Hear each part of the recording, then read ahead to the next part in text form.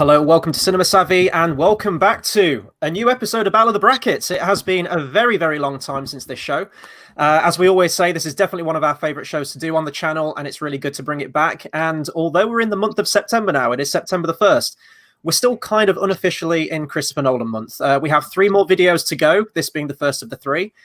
So consider this like a little epilogue almost to the Christopher Nolan month that we did throughout the month of August. As you can see there, that's the latter part of the schedule that we did at the end of the month of August. And the bottom 3 are the 3 remaining videos that we have. So obviously today, Battle of the Brackets, we are arguing for best Christopher Nolan film moment. And in a second, we'll be going through everyone's picks. And obviously our Tenet review, our spoiler-filled Tenet review coming this Thursday, which is going to be a very, very fun one. Now that we've all seen the movie a bunch of times, but there is no Tenet discussion or any picks from Tenet in this particular video. We're aware that it isn't yet released worldwide. And we actually, the 2 people at the bottom of the screen haven't yet seen Tenet. So please be respectful in the comments. Nothing about Tenet in the comments. And yeah, if you at home haven't seen the film yet, don't worry, because we've got no picks from there, therefore giving nothing away. But it is a full house tonight. We have 2 returning guests, but our fighters today, it's myself, it's Tate, it's George, and Tom making his return to the channel after a very long time. It's really good to have him back, and he is no stranger to Battle of the Brackets. And our judge for tonight is JX Editor in the bottom corner. There we go. He is second appearance on the channel following our Star Wars quiz, which is really fun. And there we go. Good sometime. And oh, there we go. 3 times. Nice. And that's how we like to start it, with a blast. But yeah, no, this is going to be an awesome one tonight. Isn't this my third time on the channel? I think it's the second time on the channel. I think it's second or third, Chris. Chris, you and I did a thing once.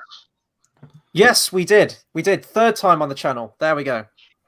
So we've got some changes to make for this Battle of the Brackets. Nothing in regards to the rules. If you haven't seen our social media, if you don't follow us on social media, then I'm going to quickly bring them up right now, ever so quickly. On Facebook, Cinema Savvy, Twitter at Cinema_Savvy, same on Instagram, and we've got a link to TeePublic in the description down below. But what we have this time is something new. Like, if you weren't following us, you wouldn't have seen these. We now have fighter profiles, which was a nice way to mark it. It's got our picks, it's got our stats, so going in alphabetical order, because that's the easiest way to do them. First, we have Chris, who you will know. He has the record for most appearances in Battle of the Brackets. And his 4 choices tonight. His first choice is Interstellar, videos from the past. Second choice, Interrogation Scene number 1 from The Dark Knight. Third choice, the phone scene from Insomnia. 4th choice, Interrogation Scene number 2. This one time from Insomnia. So there, Chris's 4 picks. And as you can see on the right, if you didn't already know, his favourite film is so obviously Lord of the Rings, and he's won 8 and 23. Very formidable. Then we've got myself, who I'm not going to get on my high horse, but I do have the most wins in this. So Chris can equal that tonight, so very intrigued. We have my first choice, the hallway fight from Inception. Second choice, the docking sequence from Interstellar. Third choice, I call it 528-491 from Inception. And the 4th choice is the oil scene from Dunkirk.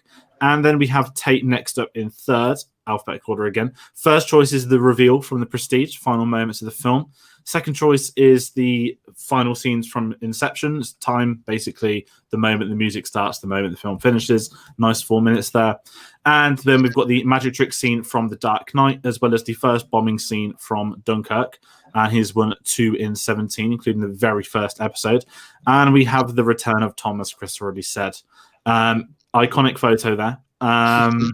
He has fought 7, won 1, and I think this is your first one since we did Best Horror a couple of years back when everyone was dressed up, which was a fun night. I won't tell everyone to go and watch it, but it's very funny just to see it. And his 4 choices are the bank heist from The Dark Knight, crashing the plane from Dark Knight Rises, the out of fuel from Dunkirk, and the dream is collapsing from Inception. So that's our fighters' choices for today. We also have brand new as well, a scoreboard. So if you have watched us over the years, we have done 23 episodes. There is one that didn't never air. It was live, only ever live, and it was impossible to get after because of technical issues. So the current leaderboard is George 9 wins, Chris 8, Al and Tate both on 2, And Ryan, who you're best known from judging, is on the only one with 100% win record. He's played them 1-1. We need to bring him back on just to taint that 100% win record. I think he's very tactical because he'll only fight when he knows he's going to win. So let's see what happens. But I guess the moment you're all waiting for is the bracket itself. If you also haven't seen this, normally I go through everyone's picks, but I've already done that once. So what you need to know for round one, we have the Prestige ending versus the Oil Scene. Dana Rice's Prologue versus Insomnia Phone Scene. Not Al Pacino's best phone scene, though. That was in The Irishman. We've got the Matthew McConaughey scene from Interstellar against the other crying scene, which is from Inception. And obviously we've got the ending with Time versus the opening of Dreams Collapsing. We then have the Dark Knight the Dark Knight Prologue against the Insomnia Interrogation Scene. Interstellar docking sequence against the Dunkirk bombing sequence. Hallway fight versus Out of Fuel, and the interrogation scene versus the magistrate scene. So if I've talked too quick, we will go through them obviously before each fight. The rules are as follows: the person on the left who's fighting first will get 1 minute to talk. They have to argue why theirs is the best. You can do that via attack, via defense. The next person will then get 1 minute, and then there will be a 30-second rebuttal going back to player A. 30-second rebuttal then to the next one. That's your argument, and we vote through whoever had the best argument. So we've got JX, who'll be voting on all of them, and it'll be the two people that weren't fighting in a round. So there's always three people. It's either a straight flush or it's a 2 against 1. So have I covered everything? I think you've covered everything, and especially with JX being our judge tonight, he hasn't seen every Nolan film, which will make him completely unbiased in his judgment. He has told me before he's got a tally. Unbiased. Unprejudiced. Fair. There you go, and that's exactly how we want it on the channel. So, be sure to comment along if you are watching as well on your favorite Nolan moments. Obviously, as I mentioned, nothing from Tenet, and as we go through, but it's going to be a good one. It's like greasing the groove again. We always leave it so long between each one. You have to kind of get back in the swing of things. But I'm ready. I'm ready as well, and I believe I'm first up in the fight. Yeah. How confident are we all feeling? Oh, classic. I'm a bit flustered. I'm nervous. I just want to say, this might kind of give away how familiar I am with the show, but my God, Tate, you suck. Yeah. I won the first one. That is my claim to it. I won the first one, okay. And it's always... I get involved in really close battles, and I seem to lose all of them. I seem to get edged out. And it's a classic that we're starting off with, because it is me versus George, which I feel is one of those where it's either a complete whitewash or it is a 50-50 dead heat. And we'll see how it goes tonight. Dreading it. Right, so does someone have a timer? Because we can get started. Tate and the Prestige reveal versus the Oil Scene from Dunkirk. Oh, it is a Tate v George, round one. Okay. Ladies and gentlemen, you don't have to wait that long until it happens. Right now. It's Ian McDermott, roll it again. I got a timer if we need one. Right, so Tate has 1 minute, and then it's myself 1 minute, then 30 seconds Tate, 30 seconds George for you guys at home. If you're watching this new, you're about to witness something. There might be a bit of rustiness. We've only done this once in probably a year, so. Yeah. All right. Yeah. Tate, you go in 3, 2, 1.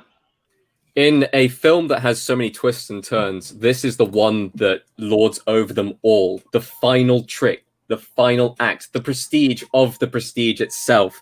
This is the one moment of the film that brings people back. It makes people watch through the film again and go, hold on, what did I just see? Let me roll back the tape and try and figure this out. Let me try and figure out who is doing what and where and what is happening at the time. This is the moment where Alfred Borden obviously reveals to himself that he has been himself and his assistant in the Transported Man the entire time.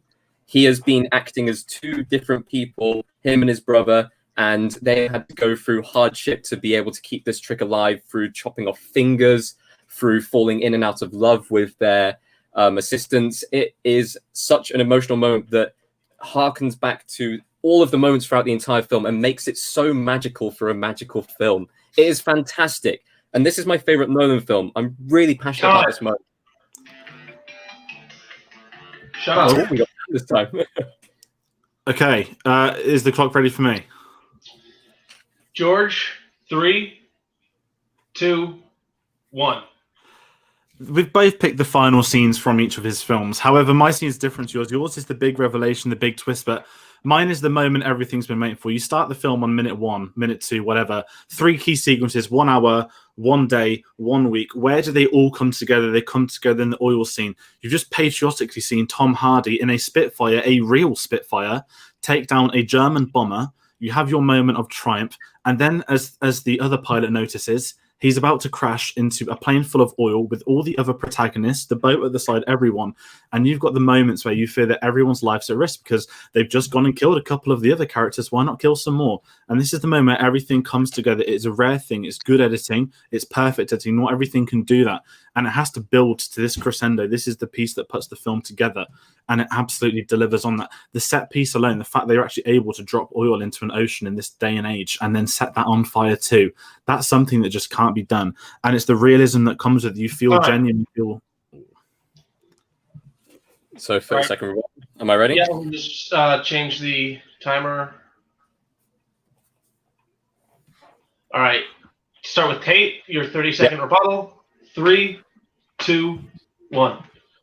You talked about the timings of the film, and I always found that unnecessary. The thing with The Prestige is this rivalry is the thing that holds the entire film together. It's the thing that draws people in. It is 2 people battling out to be the best magician. With your film, with the whole timings thing, it always felt unnatural. It always felt like it didn't quite fit.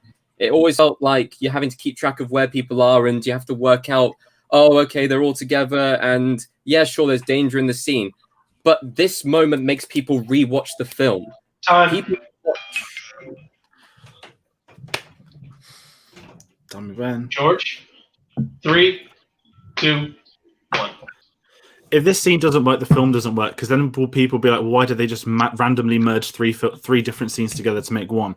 You say my film's confusing, it doesn't work. Yours has got about 4 different narrative structures going at different times, and the rivalry is done because Christian Bale's been hung. The rivalry finished 20 minutes ago. That's the more powerful scene. My scene is the moment where everything's come together. Yours is the kind of the dessert, but mine's the main course. This is what you've waited for. This is practical effects, perfection, perfect filmmaking. Time is a key element. It's important to this. That's why sound. Speaking of quick. Shut up. At least it's not a copyrighted song. Like we'd be getting copyright strikes out the ass at this point. Oh boy, that was well fought. That was a very good first round. Oh Jesus. Does anyone actually have anything down? Because it's going to be one of those where I'm just talking through it and then come out with a solution. George, everyone with your comment about dessert versus main course. Yeah, I'm a dessert guy. Okay. Is it okay? Is that any more reason, or is that it? I mean, I think you both gave compelling arguments, but I think a really good point that George made, Tate made, was that like this scene will make you watch the movie again. And I think that's important. That's like really important for a movie to be able to get you to do. Yeah, no, and I think I'm going to give this one to Tate as well. I think Tate I think it nailed it in the rebuttal for me, where he mentioned that scene is crucial, and I like how he brought the aspect of the times thing in Dunkirk. It's not overly necessary to structure it like that, and I thought that was interesting that he brought that point up. So I'd give it to Tate on that one, but it was a very, very good first fight. And Tom, what would you have gone with, just out of curiosity? I would have gone with George. Oh, now I wish we'd have gone to you. It would have been like tiebreaker. Mainly because I feel Tate didn't really say anything and made a lot of fluff points about how much he likes the film and all this, and it's really good, it's perfect encapsulation, whatever. But not really getting to the heart of why you think it's really good. It just felt a bit fluff, personally. But I will say your rebuttal was essentially just a shortened version of your first argument. But it worked. the rebuttal I think was better than than the main 1 minute argument you made. I think it's usually the rebuttal that kind of stays with you, isn't it? Because that's the last part of the argument. So prestige ending is through. What have we got next? Because I actually don't have the picture up in front of me. So whenever I fight, it's going to be like, oh, Chris, you're fighting now, by the way. Right, so we It's have an easy one for me, actually. we have Tom and the Dark Knight Rises prologue up against Chris and the phone scene from Insomnia. Oh, okay, bring it on. I'm ready. So, Let's do this. Oh, Dark Knight Rises, you say? Oh, Dark Knight Rises. But oh, okay. the scene. Right, I have a timer on the go. So, Tom, you are going to be up first. Okay. 3, 2, 1, go.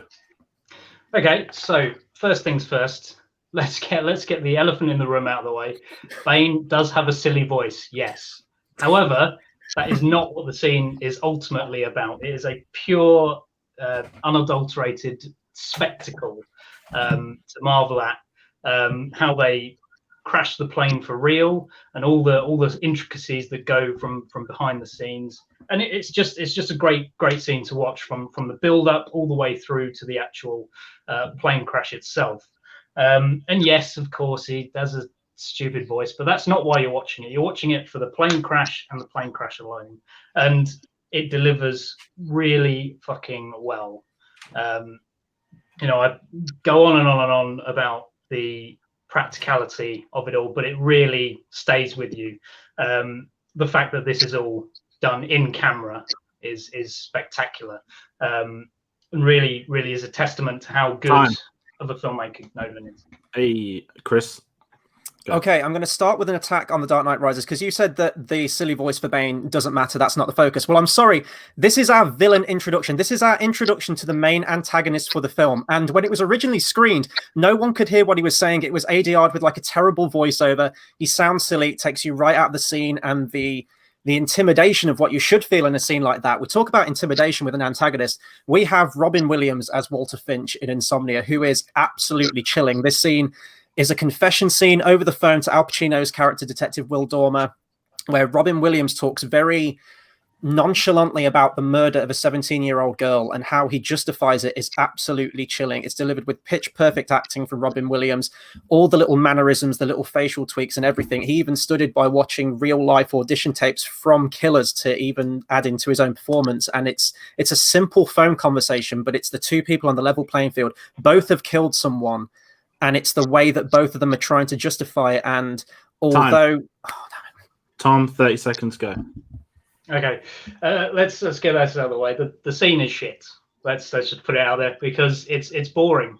It's shot really bog standard. There's no tension to it at all. The emotion of it doesn't come across.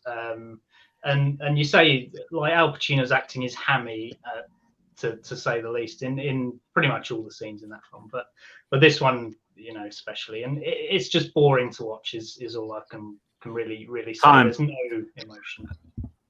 Chris. The Dark Knight Rises prologue is meandering. The sound mixing is terrible. It's barely legible, and it's very, very difficult to understand when you're thrown straight into the movie with that. There's better spectacle later on in the movie. With my scene, you hang on every word. Even the editing, there's moments where it cuts back to really, really quick flashes of that moment, of that murder taking place, and the sound is shrill. And it's striking, and it's terrifying, and it's just intercut so well. Like, you see little flashes, almost like it's flashing before Robin Williams' eyes as he's reflecting on it. It's an absolutely chilling performance. It's one of the best performances.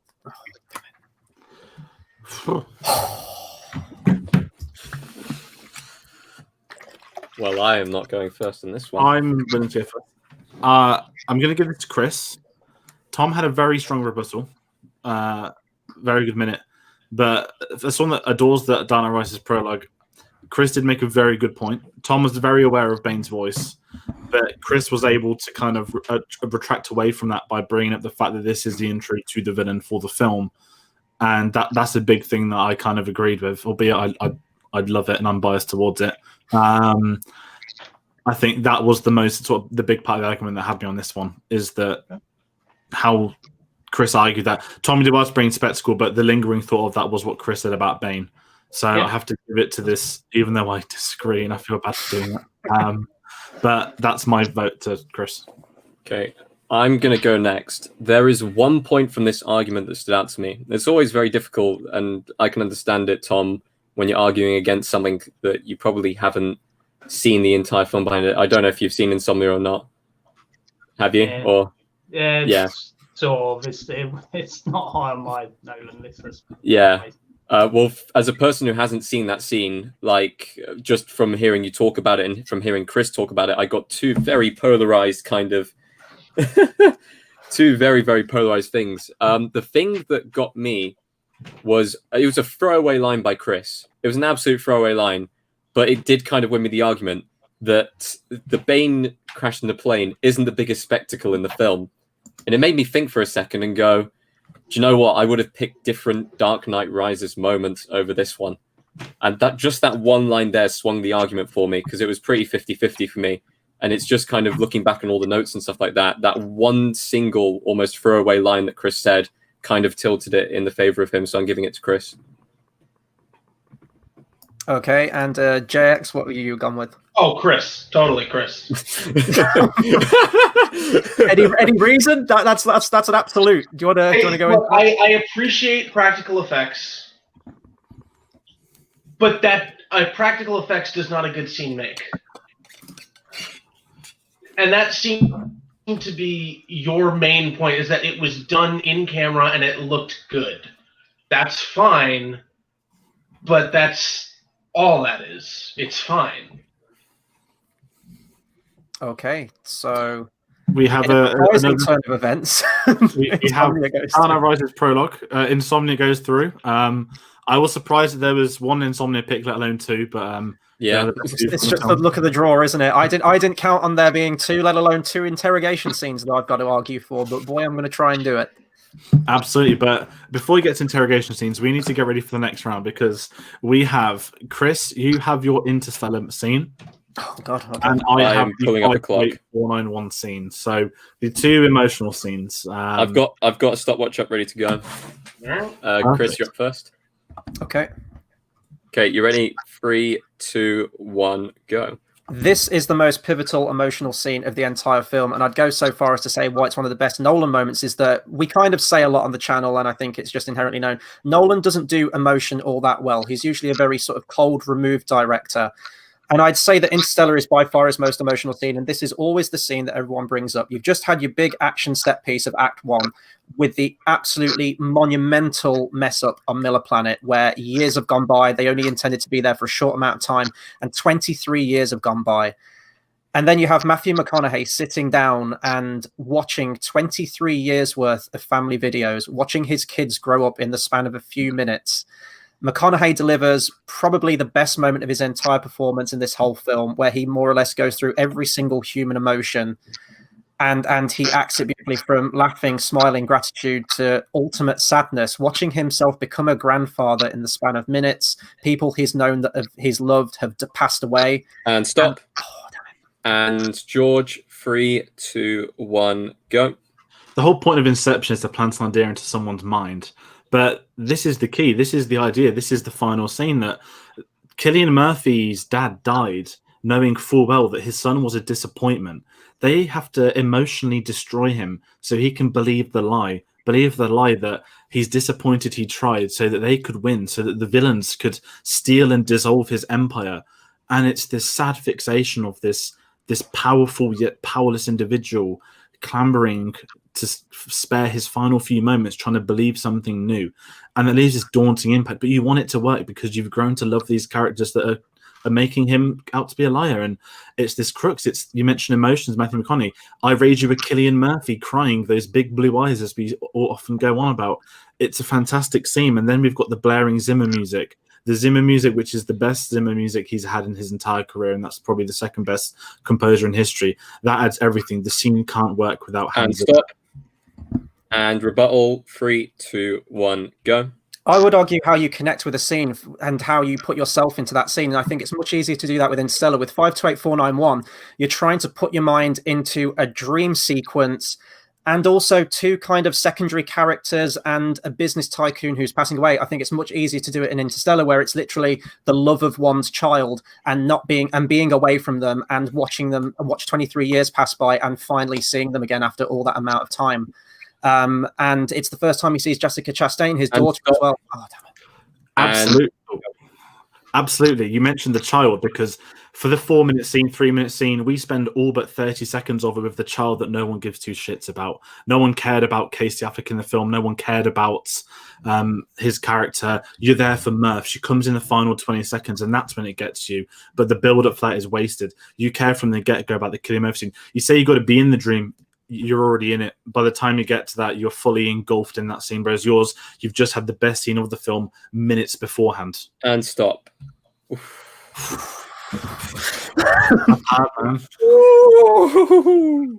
was the two most emotional scenes as well. Can we spread them out over the bracket a little bit together? I'll go first, but I'm going to be rambling here because both of you put up massive opening fights and massive rebuttals. That was a great fight between you. Yeah, both of you were going punch for punch there. It was first rebuttal. I thought Chris absolutely had it, and then by the end of the second rebuttal, I was like, oh, George might have it. It was just all over the place in my head. Does anyone else want to jump in?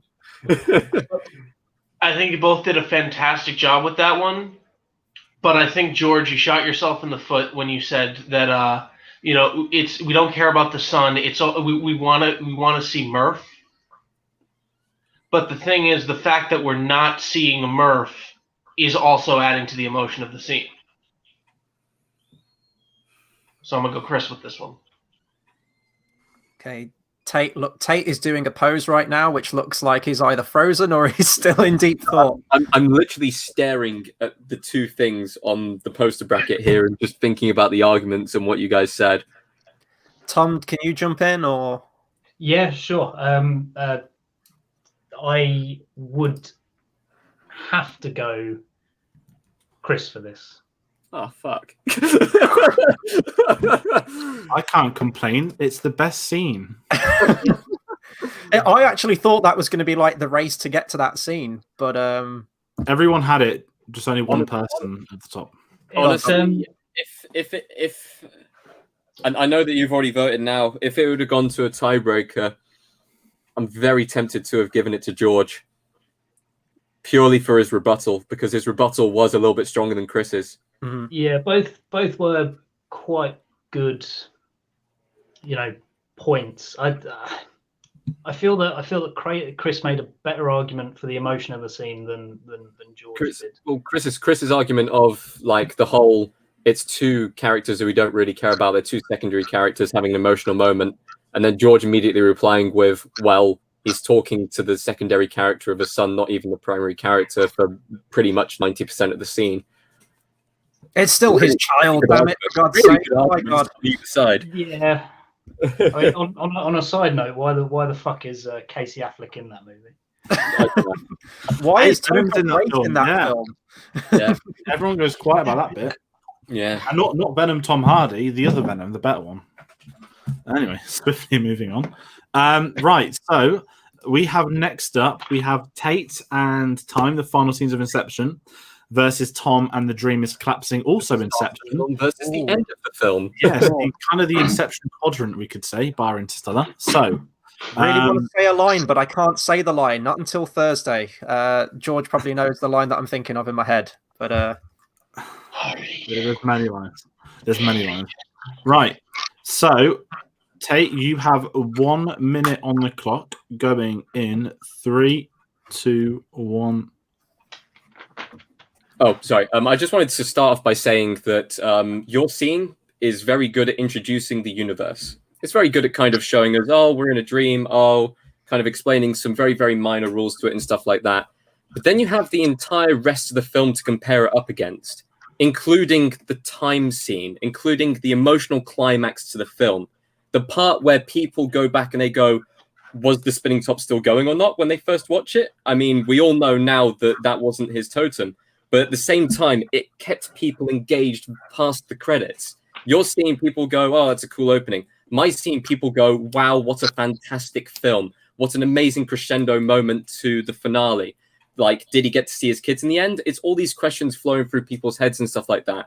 And it's the music, it's the actual scene itself of him on the airplane, waking up, seeing everyone's faces smiling, stuff like that, and the audience going, "Did he make it?"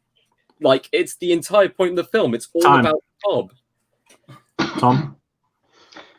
Okay, so the opening scene of Inception does really well, like you said, Tate, introducing the world of the film, but also it doesn't hold the audience's hand at the ideas that it's gonna present. So it does a brilliant job of introducing you to the ideas, and like I said, doesn't hold your hand, but it's a great action scene all round. And yes, you know, it doesn't. You know, it's not the emotional moment, but it introduces you to all the players and all the different factions as well, and has some really good effects work in it, visual effects work in it. And I mentioned this in the Dark Knight Rises argument, but everything in there is done in camera, which adds to the spectacle of the scene, but also adds to the heist that's going on. And even though it's a small self-contained story, it really does a good job of. You say it's really good with the set building and stuff like that, but the film just gets better. There are better scenes, like the hallway scene with the spinning hallway, which the effects are done better in. You see the scene where the street goes up and the cafe explodes, where the effects are done better in and explain the universe more than your scene does. My scene is the emotional climax of the film. You can't argue against the music in this scene. It makes me cry every time I listen to it, even without watching the film, because I remember the context of the scene. It is everything to do. No, Tom, you've got 30 seconds. Oh, shit, sorry. So Restart the timer. I have. Sorry, so the emotional climax of the film is where Cobb sees his kids. However, he has zero interaction with the people he spent all of the film with, and just walks past them in the airport, like as if the whole 2.5 hours before that has meant pretty much nothing. And the only bit that really is sort of that emotional is where he finally sees his kids. The rest of it is just sort of time to get you there.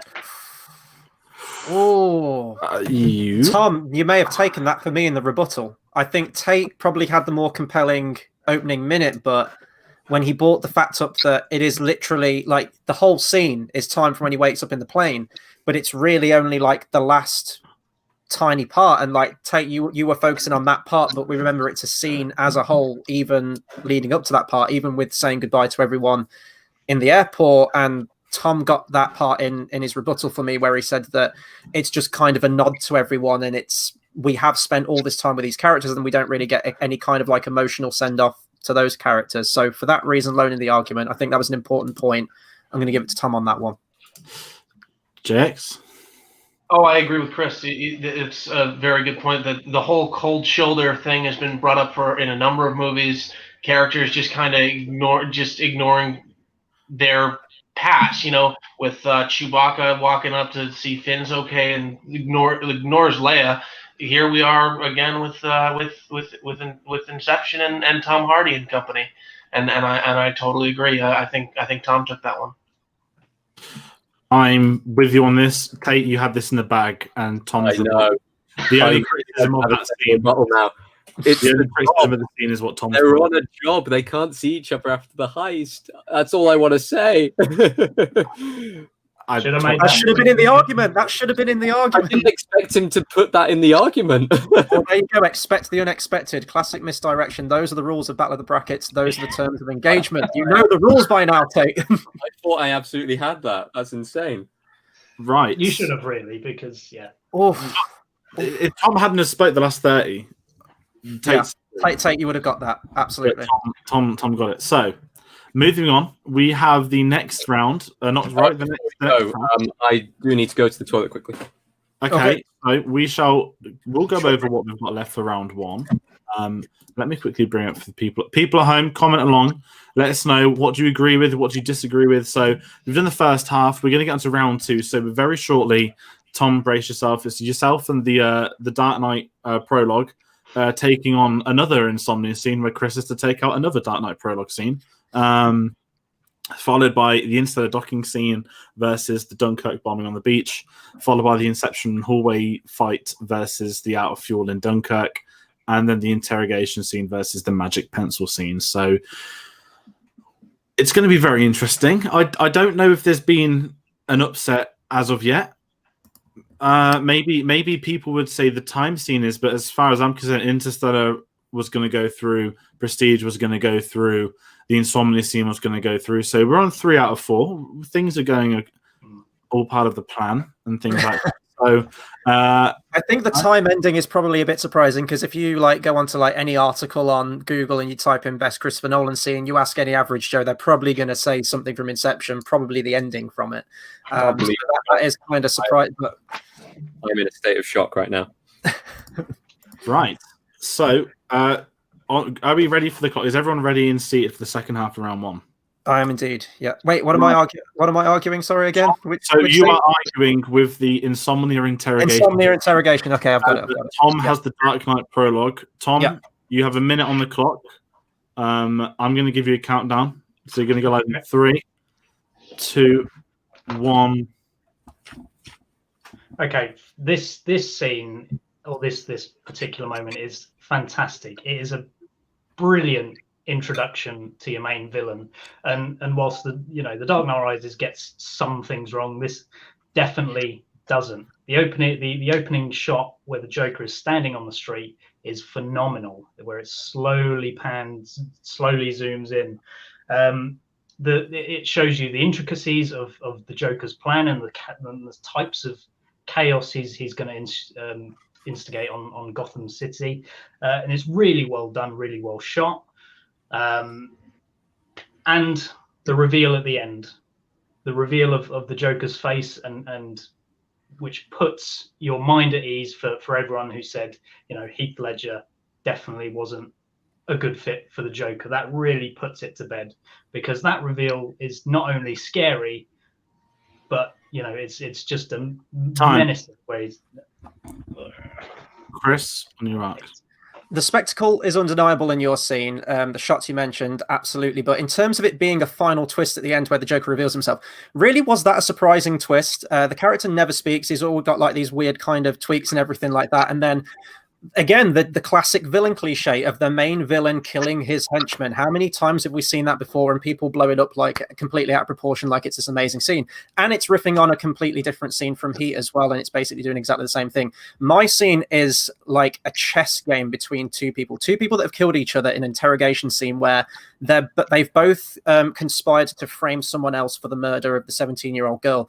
And we see this constant tug of war between each member of Al Pacino's character and Robin Williams to try and gain mastery over the situation. We see Robin Williams playing this story up and Al Pacino's letting it go. But Al Pacino's character is like a forthright cop who believes in inherent good. And then he tries to frame Robin Williams' character and turn the whole situation on. Oh, my God. Tom, on your mark. Okay. If you're going to take influence from something, taking influence from something from the best, right? Heat is fantastic, and the influence is felt throughout the scene. And the reveal of the Joker isn't necessarily a big grand reveal, but it shows you the level of intricacy in sort of the performance of Ledger, if nothing else. Your scene is just two guys being boring in an interrogation. That's it. There's nothing really fantastical about it. I would rather see a power struggle with very, very well-written dialogue, well-rounded characters, and two sides of the same coin kind of characters and their really interesting interplay that comes to its crux with this interrogation scene, rather than a dime a dozen bank robbery scene that I've seen in countless other movies. Yes, it's nice camera work and everything like that, but inherently the scene itself is very similar to stuff that's come before. This is new with characters we haven't seen before, with fantastic performances, leading performances from Al Pacino and Robin Williams, that constant cat and mouse chase that comes to this moment where one's trying to warn the other. Good fight. Good fight. Oh, I want to go on this one, and this is insane. I haven't seen Insomnia. I watched this scene beforehand, and what Chris added to the scene was he made it interesting in his argument. Like, just watching the scene on its own, it's very difficult to pick up on the cues and stuff like that. But Chris talking about the cat and mouse game, talking about how The Dark Knight maybe even took influence from other films, stuff like that.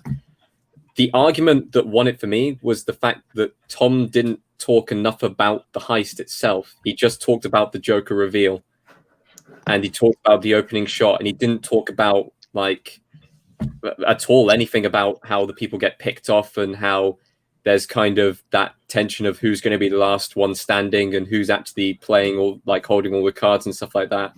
I mean, he talked about how they find out at the very end, but he didn't talk about the scene really at all.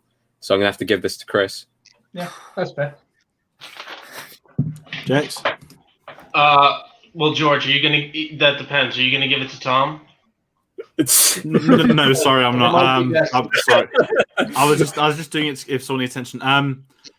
Yeah, I think Chris had this. Tom, if you just spoke about, as Tate said, the heist, you've got it in the bag. It's the better scene by a country mile. Great points about the Joker. Great points about the opening scene because that is my favorite shot in cinema. But Chris just had you. Yeah, that's fair. I'm shocked that it's out. It was the number one pick on pretty much everyone's boards. It's an awful lot to fit into a minute. Sorry, I'm back. Sorry, my internet dropped out there. I was just going to say, Chris both attacked you whilst defending his, so I can't not put that through. Chris, you kind of made me want to watch Insomnia, even though everything else is Insomnia is fantastic. It's good. Jax, what would you comment if you've seen if people comment if you've actually seen Insomnia? Sorry, Jax, what would you have gone with? Well, I felt Tom's argument was just it was a bit thin. It was very much like just about this is interest. This is like his fuck. I'm hungover. I'm sorry. This is a very This is interesting and this is boring, and it's just like it seems like what makes an interesting scene is not so much like action that's happening in it, but like what's happening just underneath the action, whether the action is action or it's dialogue. And I don't think that's I don't think it was a particularly strong argument, and so I'm with Chris. Yep. That's fair. Right, so Insomnia takes out another prologue scene. It's happened. Next up, we have myself and the Interstellar docking scene versus the first bombing scene on the beach in Dunkirk. Very best of luck to you, Tate, and I mean that very, very sincerely. Has someone got a stopwatch ready? Yeah, Jack, you got one? Yeah, it's open. I can do it. I've got one now if we need one. I don't care. Whenever you're ready, Chris. All right. Go on, Jack. Go on. Oh, okay, you put it away. Okay, right. 1 minute on the clock. Chris. 3, 2, 1, go. Right, so this is the key scene. This is the scene where everything happens. This kickstarts the climax. This is everything. You've just had Matt Damon betray them a fly-off, and he's just blown himself up trying to get home to screw them over. But what's that done? The ship is spinning. Everything's in peril. Keynote, visuals in this. This is a model of a ship. There's debris everywhere. This isn't boring CGI. This was done properly. And then what you have, one of the most badass lines that Matthew McConaughey's ever said that's not all right. It's, what are you doing? Docking. Insert Hans Zimmer church organ solo here. Argument is done. This is one of the most powerful songs played over a scene in cinematic history. This isn't a sound you've heard before. It's not an instrument that's used often in film scores. This makes it stand out from everything else that has been put to the test. All these big starfalls, all the brass trumpets, there's nothing compared to the church organ. And it's blaring in time with the stakes. As they need to spin more, that organ gets louder and louder and louder. And you are totally invested. And spectacle aside, you're in this because you're on the journey with the character. You align so much with Cooper. 1 minute, Tate, go. Your scene is 2001: A Space Odyssey sped up. It is the spinning docking scene sped up, and that's all it is. It's updated. It's got nice visuals and stuff like that. I give credit to him for using models, but that's all it is with some Hans Zimmer music, which, let's be honest here, you could throw that Hans Zimmer music throughout this film, and it's fantastic. You can't use that as your only argument for why that scene is good. My scene, however, you're on a beach. He's just come out. He's survived the opening scenes. He's the only character you've been introduced to first. And then you hear a plane off in the distance overhead. He looks around and you see everyone's heads on the beach turn, and suddenly he's running and ducking for cover. There is no safety from this scene at all. Like, even though he is the protagonist and you've been introduced to him, you do genuinely fear for his life in this scene. You don't fear for your character's life. You know there's time left in the film. With this scene, he could be the protagonist. It could be anyone. It could be the day in the life of any soldier on that beach, and you feel like you're on the beach. Time. 30 seconds, George. Go. That's the most hypocritical comment so far tonight. Your guy's 5 minutes into the film. He's already the protagonist. His squad's died. He's not going to die. You're 5 minutes in. It's not even the best bomb scene. It's not even the best beach scene. The best beach scene's on the floating boats. My scene, you can't put that song. That song's spared only for that one scene. The Inception soundtrack's great throughout, but there's a dozen better scenes from yours. That beach scene is not the best beach scene. Is when the ship sinks 5 minutes later on. Your scene is nothing. It's not even the great war scene. It's filmed very nice. It's got one great shot, but mine's definitive. It's not it's definitely not 2001 Republic. 30 seconds. Awesome. And it puts you on the beach. You feel like you're one of those characters. You feel like you were there with the bombs flying overhead. I remember hearing it in IMAX. I remember having like the sound of the plane going overhead, the bombs flying off everywhere. It feels like more of a spectacle than your scene.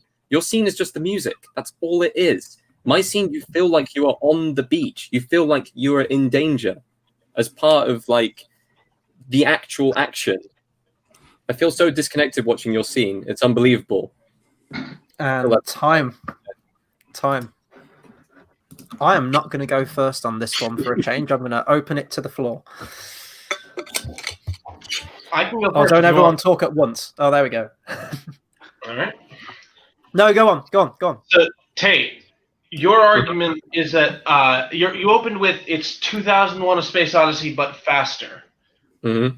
2001: A Space Odyssey is often considered a masterpiece, except for the fact that it's too slow. So that wasn't the best argument to make. Also, you include that, like, you know that there's still time. As I recall, that's a long. Interstellar is a long movie with a lot of with a lot of endings that kind of drag on. Very Return of the King. Yeah. I didn't know that there was still time when that was happening.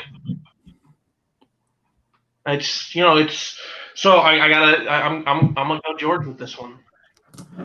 Okay, and Tom. I will not go for George on this one.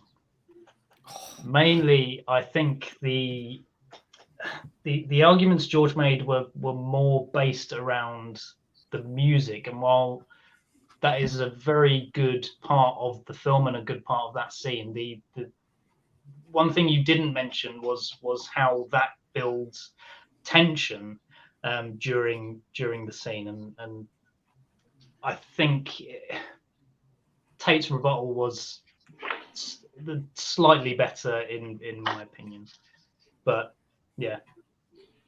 So I'm gonna go with God. this one. Kristen, I should have gone first. Damn it! I hate this one. Oh my God.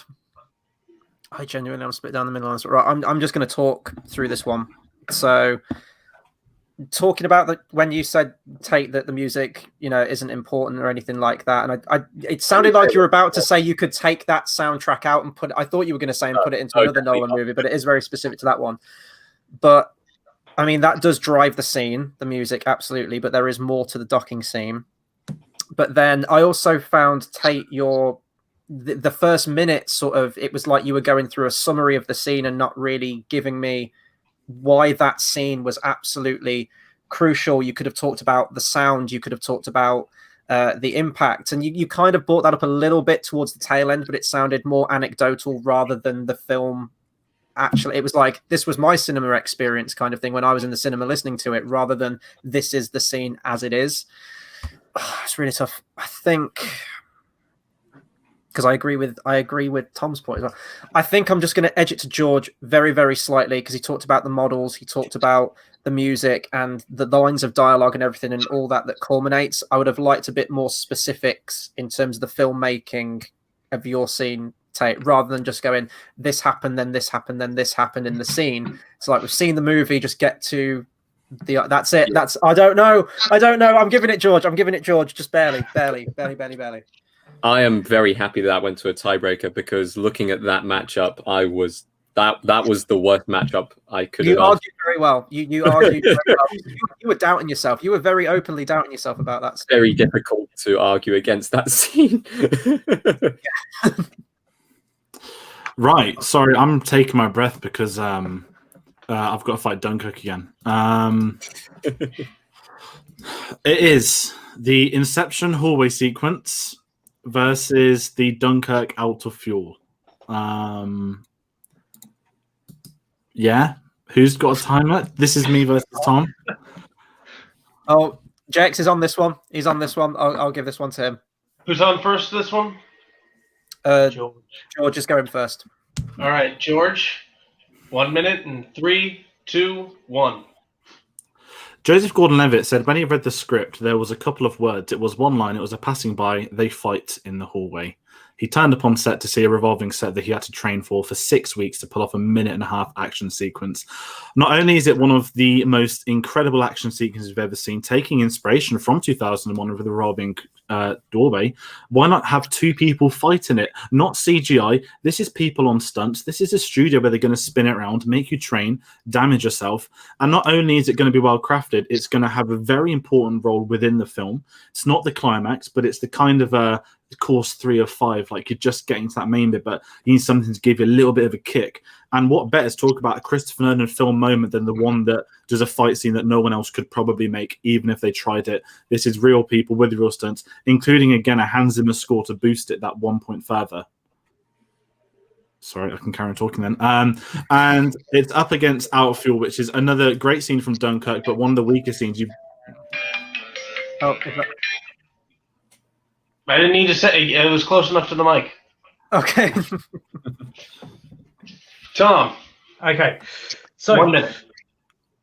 This Dunkirk scene, this Dunkirk moment is an amalgamation of all the tension that has been built up throughout the entirety of the film.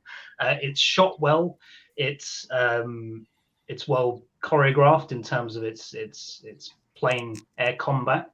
But like a great Hitchcock movie, it builds tension, and the whole film has built tension to this point. But with other scenes where calamity happens afterwards, this is a very cathartic moment where the German bomber comes towards the beach for the final time, but Tom Hardy, out of fuel, spins around and shoots it down. It's great tension building, but it's also a cathartic release, which then you can just breathe, because the film has taken you on this roller coaster journey, and this is the end.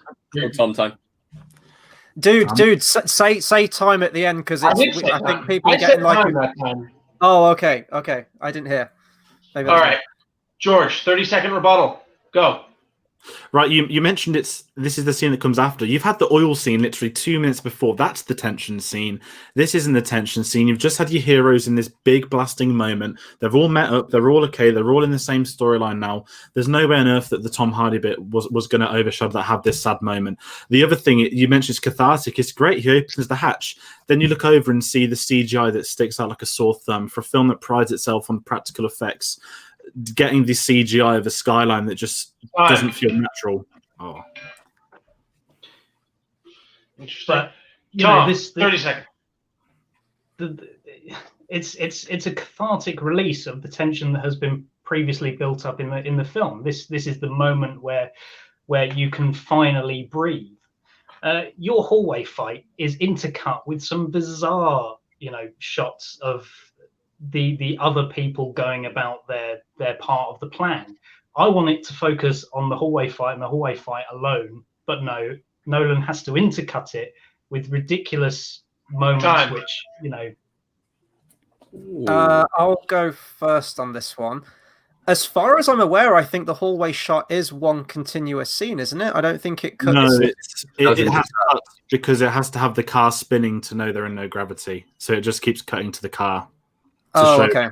Okay, that's fair. Then that point concedes. I am going to give this one to George purely because I think that all I really got from the scene in Dunkirk was that it's a cathartic release, and I felt like I just kept getting that. Even into the rebuttal, it felt like that was the only argument for that scene. I would have liked a little bit more variety with it.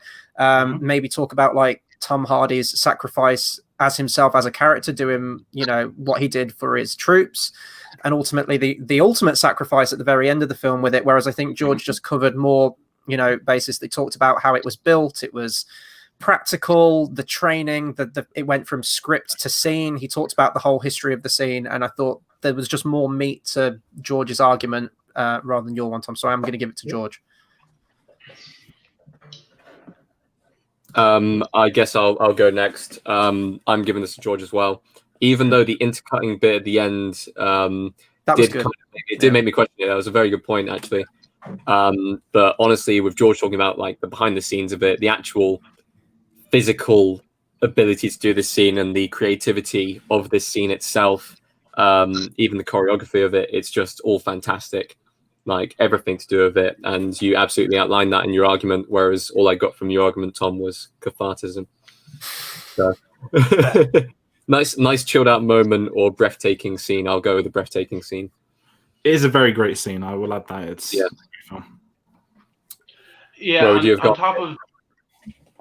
on top of what I also, by the way, give this to George. I felt like I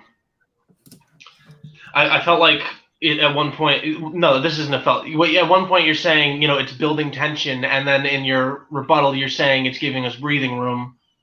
I'm not breathing when the tension's building. That's when you hold your breath. So yeah, George. Awesome. Okay, so the hallway fight scene goes through. So, do we have two more fights? We have one final fight in round one. We have Tate versus Chris versus Tate, and we have the Dark Knight interrogation scene, and we have the magic trick scene from also the Dark Knight. Sorry, it's a Dark Knight off. Right, Chris, you have a minute on the clock. Tate, obviously, you know the game. Gonna go in 3, 2, 1. I'm sorry, but this is an absolute no contest fight.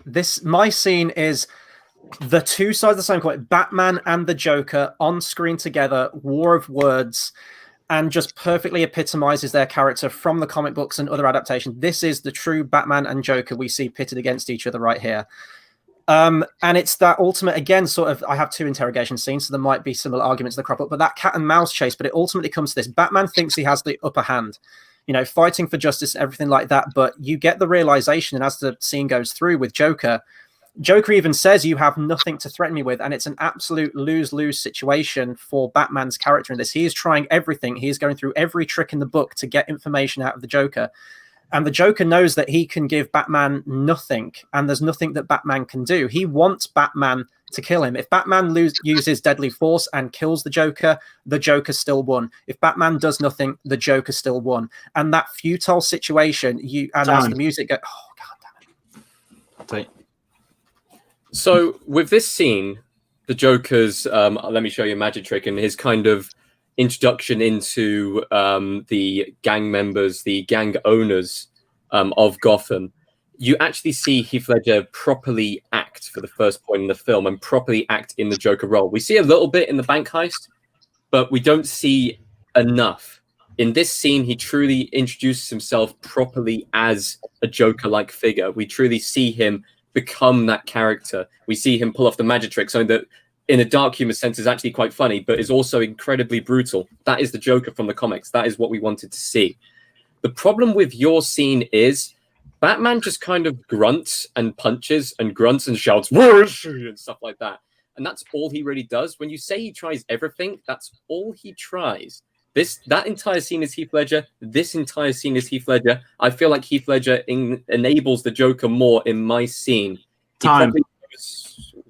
your moment ultimately boils down to a small punctuation of a scene. It's the actual pencil trick, which is great, but you're also bringing in the scene after it as well, which isn't all that much. It's just the Joker talking to a bunch of people, and you sort of open with your main act, and then it just sort of trails off after that. And it's not the introduction to the character. I think his introduction in the bank scene is much better because you have the roaring Hans Zimmer music of the Joker theme, the close-up face with the scars, and that sticks in your mind more.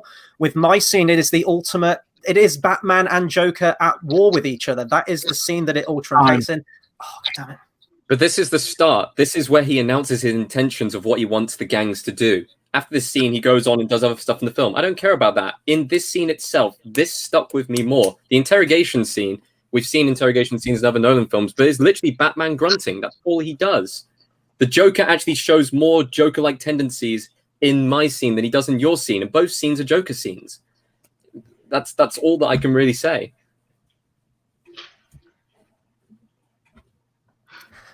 Time. Mm-hmm. I don't know. There's going to be like. I don't know who goes. Who wants to go first? I think that's what we call a mic drop. It's I would drop my mic, but it's very. I'm on the rambling between 2 points line. I don't want to sway anyone else if they've already decided. It is a hard one to digest and take in all the points. I mean, I can ramble. Ramble, George. Right.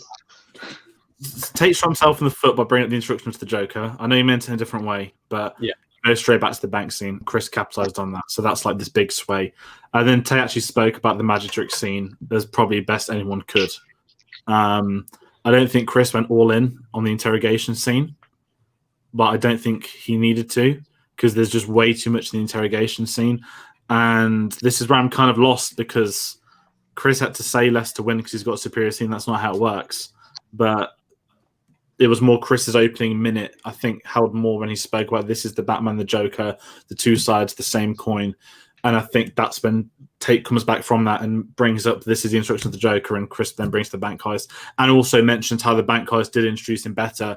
Granted, Tate's scene is the first, as my sister always says, the best Joker makeup scene. That's when he's most complete, whatever the hell that's meant to mean. I think Chris just had a little bit more weight on his argument, so I'm swaying that way. But I think, Tate, you argued that better than anyone probably could, to be fair. So Chris gets it slightly. Anyone else ready? Yeah, I have to agree with George on that personally. It was a very, very tough one to call. Both of you made excellent points, but I think George nailed it on the head there with his rambling. So the best way to come up with a decision is to talk it out loud. Yeah. I should really have a pen and paper. I've been doing that far too much this week. But Dex. So both made some very good points. I think Tate made a very excellent point about the whole Batman wasn't trying everything. He was just kind of punching the Joker, yelling at him, and saying, "Where are they?" And I don't think that's trying everything. Like we've seen, like his utility belt. This could get some. Remember Casino Royale with the fight with the rope? Imagine that with a batarang on the end of it. Can someone please edit? No, JX, you're the man to do it. You can do it. James Bond, Daniel Craig's James Bond edited with a Batman mask over the top, and the other guy with Joker mask with the ball whipping scene. Is that a next JX video? Oh god! When I figure out deepfakes. But for the I think just as far as arguments are concerned, I think Tate won it. But I do, like if it were just as scene, I would totally pick the interrogation scene. But I think Tate made a better argument. I'll put it out there now. His scene's way better than mine. It's absolutely better. But I think you made the better arguments. Okay, thank you. We really need to work on our ordering of who goes first because we could have had some amazing tiebreakers all the way through this thing, and we kind of keep avoiding it. We got Okay. through round. Right. So that is round one done. For those at home, we're heading into round two. We already have the bracket very quickly edited by myself. So, Chris, you're in it for the long run, mate. You've got 4 fights in a row. Get some water. If you need a break now, I'll go and get No, some I'm water. good. I'm good. I'm going to run through them. So we've got the Tate has the ending of the Prestige, the reveal, slash, I guess, the Prestige against the Insomnia phone call. We have Chris and the Interstellar videos at home. Good luck, Tom, with Inception, the opening heist. We have Chris again with the other interrogation scene, this time of Al Pacino against the Interstellar docking sequence. And then we have the hallway fight from Inception versus the other interrogation scene. So, Chris, you got 2 interrogation scenes to fight back to back. I know. Can I just say, like, please refer to my previous argument for the other interrogation scene? Because it's basically exactly the same. This is like a record player by the end of this. Right. So, round 2. Tate versus Chris. If anyone needs a break, do let me know now. We can talk about round 1. But if you're all good to go, I'm good. I am then ready to go on the stopwatch. Wait, So, what am I arguing again? Sorry. You've got the phone call from Insomnia. Phone call. Got it. Yeah. Tate, you're up first. Yeah. 1 minute on the clock. In 3, 2, 1. From the limited amount I've actually seen of Insomnia, I could have guessed that Robin Williams was the killer from just like 2 scenes. Your scene has no tension to it. You kind of could have guessed that from the start.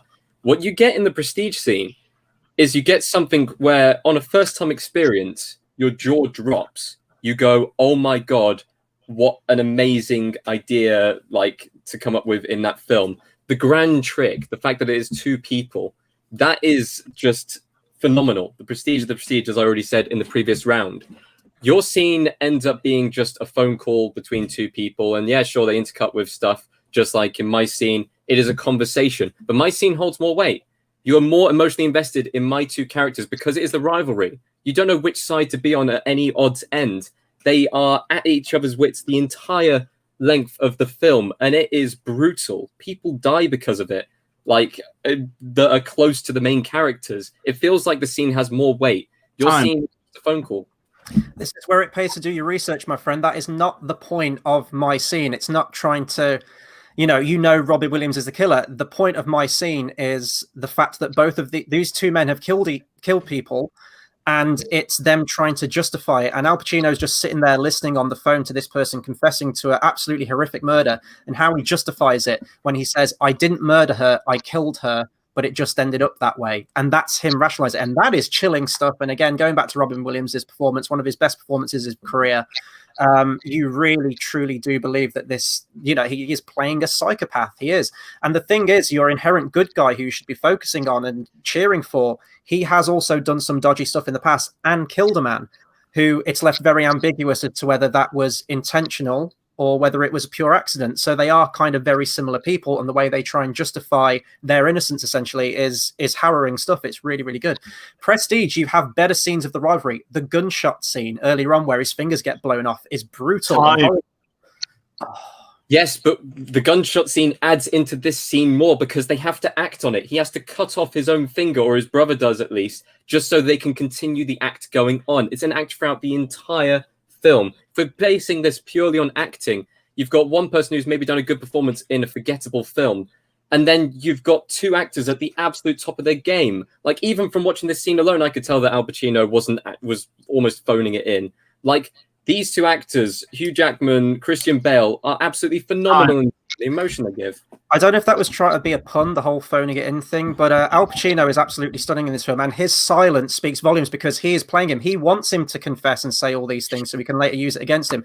You'll reveal at the end, the cloning system had already been well established before that point with Tesla's character, and the whole Lord Cordlow thing I always thought was very weak. It's just kind of thrown in at the end, and it's just like, oh, okay, so he was a Lord. The only thing that you're seen as is that he was a double, which is fine, but that's all it is. There's better scenes of the rivalry early on. My scene, you hang on every word of these people, these performances. Hey. Who's ready? I'm not. Every fight tonight is just so I'll go first on this one if people don't mind. I mean, it was very heavily stacked against Tate. I don't feel the arguments you made, Tate, were sort of they didn't make me go, oh yeah, that you make a good argument. Chris I think elaborated on the stuff he'd said before about the scene, and that really tilted it for me. So it goes to Chris. X. Would you create a tie, just out of curiosity? I don't know where I'm leaning yet, but I want to make the point that am I the only one that's voting that has seen Insomnia? I just wanted to ask that, and I don't mean that as an insult. Yes. Yeah. Okay. Have you made your decision? Because I'm preparing thoughts in my head. I think I have, yeah. So, having not seen Insomnia, I didn't really take away much from like Tate's argument. I didn't see why not this scene, save you believe the performances weren't great. And as far as like just important moment, like these pinpoint moments in an important story, you both really have that. And I felt like you didn't bring Chris down low enough. So I'm going to go Chris on this one. That is okay. I'm actually trying to write some ideas down from what I remember. I'm split. So I thought Chris had it the moment he brings up the gunshot. He had it. Tate's rebuttal stronger. He had to make his own brother cut his finger off. But I don't. This is again because it's Insomnia. I don't know if I'm looking at this from a different perspective. I think Chris somehow defended his scene better, but I don't think there was enough defense on the Prestige because there wasn't, except that, which is the best thing that was said in that argument. I don't think that was strong enough to give you the win. I know it's meaningless right now. Yeah. But that's where I'm trying to. It's hard. I don't know the context of the scene. I mean, just watching the scene alone, it was, yeah. It's more that I believe as well is that Robin Williams isn't in the film until he says he's the murderer. It's like Kevin Spacey in Seven, right?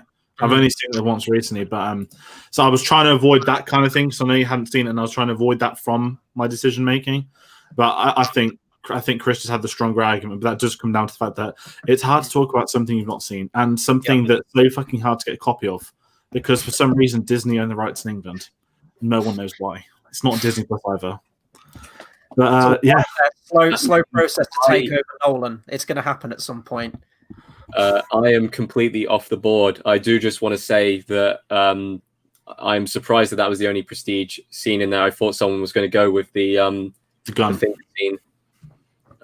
But yeah, I think it's always going to be the final scene or no other scene. But the gun scene, when I was brought up, I remember like, oh yeah, like that is one of his best scenes. None of us picked it. So that's on all of us. Anyway, Chris, I hope you've caught your breath. Why am I on You've got the Interstellar videos from home. Yes. The dream is collapsing with Tom from Inception. Sorry, Chris, you're first on the clock. Are you ready? Okay. Yep. So let me bring up the new little snazzy. There we go. Hope you'll enjoy the time. Right, gonna go in 3, 2, 1. Once again, my scene is the emotional crux of the entire film. It is the linchpin scene of my entire film. The relationship with Matthew McConaughey's character and his kids. That is his goal. That is his ultimate goal. He needs to get home as quickly as possible before they age up. And guess what? In this moment, it kind of feels like he's failing. He wants nothing more than to be back on home and to know that 23 years have gone by. And then you get the ultimate stab in the heart is when his daughter comes on screen, Murph, and she says that the only reason I'm making this message is that you made me a promise that you'd return. We could be the same age, and today is that day. And that is the moment that just gets Matthew McConaughey the most. Your scene is the opening of the film, granted, but you are trying to play catch up. We don't really know who these people are yet, and I'd argue by the end we kind of don't for the majority of the cast as well. The rules and everything haven't been established. That comes later with Ariadne. So we are kind of just watching this scene for spectacle, whereas mine's actually heart and emotion, which we can follow. Tom? Okay, so the heist itself is really well laid out in the opening. All the players are established in the opening scene, but one of the main points I kind of want to raise in this section is that you get an introduction to both Cobb and Mole, more importantly, and that's just the start of Cobb's emotional journey throughout the film, and it's really played well. You don't really know who she is, but how's she going to come into play later on? It leaves you with those sorts of questions. And whilst it doesn't hold your hand and explains the heists, how these things are set up later on, it introduces you to the rules in a way that you can easily digest, so that you get more explanation later on. And what can I say? The shot of Leo looking up at the water spurting in through the windows is fantastic, and the fact that they did that with time, real gallons. But in terms of the spectacle of dreams and dreams, sort of like, and things from the outside world bleeding in, the only real dream imagery we get is someone falling down a couple of stairs after they've been slapped, and then a bit of water coming through a building. It's, in terms of spectacle, there's way better stuff later on that is more surreal and is more dream-like, buildings folding up on themselves, for example. Whereas my scene almost could be the emotional climax to a film, and it's at the end of Act 1. And everything rides on my scene. It is such an important scene. It's an important Christopher Nolan scene because it is his most emotional. Wait, did you say time? Did you say? Oh, yeah. Okay, yeah. Okay, so your scene is ruined by Matthew McConaughey's awful crying. That brings you out of the scene altogether, and it kind of makes you laugh at it. Really, there's no emotion from Casey Affleck. The only emotional beat is at the end when he sees the video from his daughter. That is essentially the only emotional moment in that scene. The Matthew McConaughey, while being a good actor, doesn't really sell it in that, and it just comes across as funny rather than emotional. Time. Oh, shots fired in that rebuttal there. My God, controversial rebuttal there. But bias aside, we do it on arguments. If I disagree with every word of his argument, does that mean that it wasn't a good argument? Or do I have to put that aside and just keep the argument at face value? I disagreed with his argument of the whole crying thing. This is where I'm lost. I don't know where I stand because I don't. I'm not saying you shot yourself in the foot. I feel like you just shot yourself in the head. That's my opinion. And that's He's trying to wake himself up. I'm trying to avoid that because that's my opinion of it, right? And this was Tom's opinion and Tom's own. So in my head, I'm trying to disallow that. However, that aside, Tom, I don't think you had a response for Chris. I just think Chris's argument was stronger. You didn't defend Inception enough. You spoke about a good game, but I think Chris had you playing catch up from the get go when you do go back to the mode post. I love the fact you brought up Mal. A very big thing of that scene you showed to Mal. I think just Chris had a little bit more, and that's me not even involving the final remarks about Matthew. It's very difficult when the rebuttal. It's when you digest, because honestly, I do think his acting is quite good in that scene. But basing it off the arguments aside from that, I still think Chris edged it. That's it. Tom is acting fine. It's very. Could I just say it's very hard to make an argument for a scene you think's really good, and I really like. I was watching all these today. The videos from home is fantastic. Did you cry? That's all I get. Don't take any shame in it. I can take it from the point of view of someone that is just a casual. They may see it as being funny. It's a meme now. That's true. Yeah. Meme culture. Absolutely. There's a really good video. It's him They put that video on him reacting to film trailers. But Jex, who would you have gone for? Oh, Chris. What the hell is wrong with that performance, man? What the hell, dude? I had to think of something. Listen. You gotta find a really tall building, take the stairs, short way down.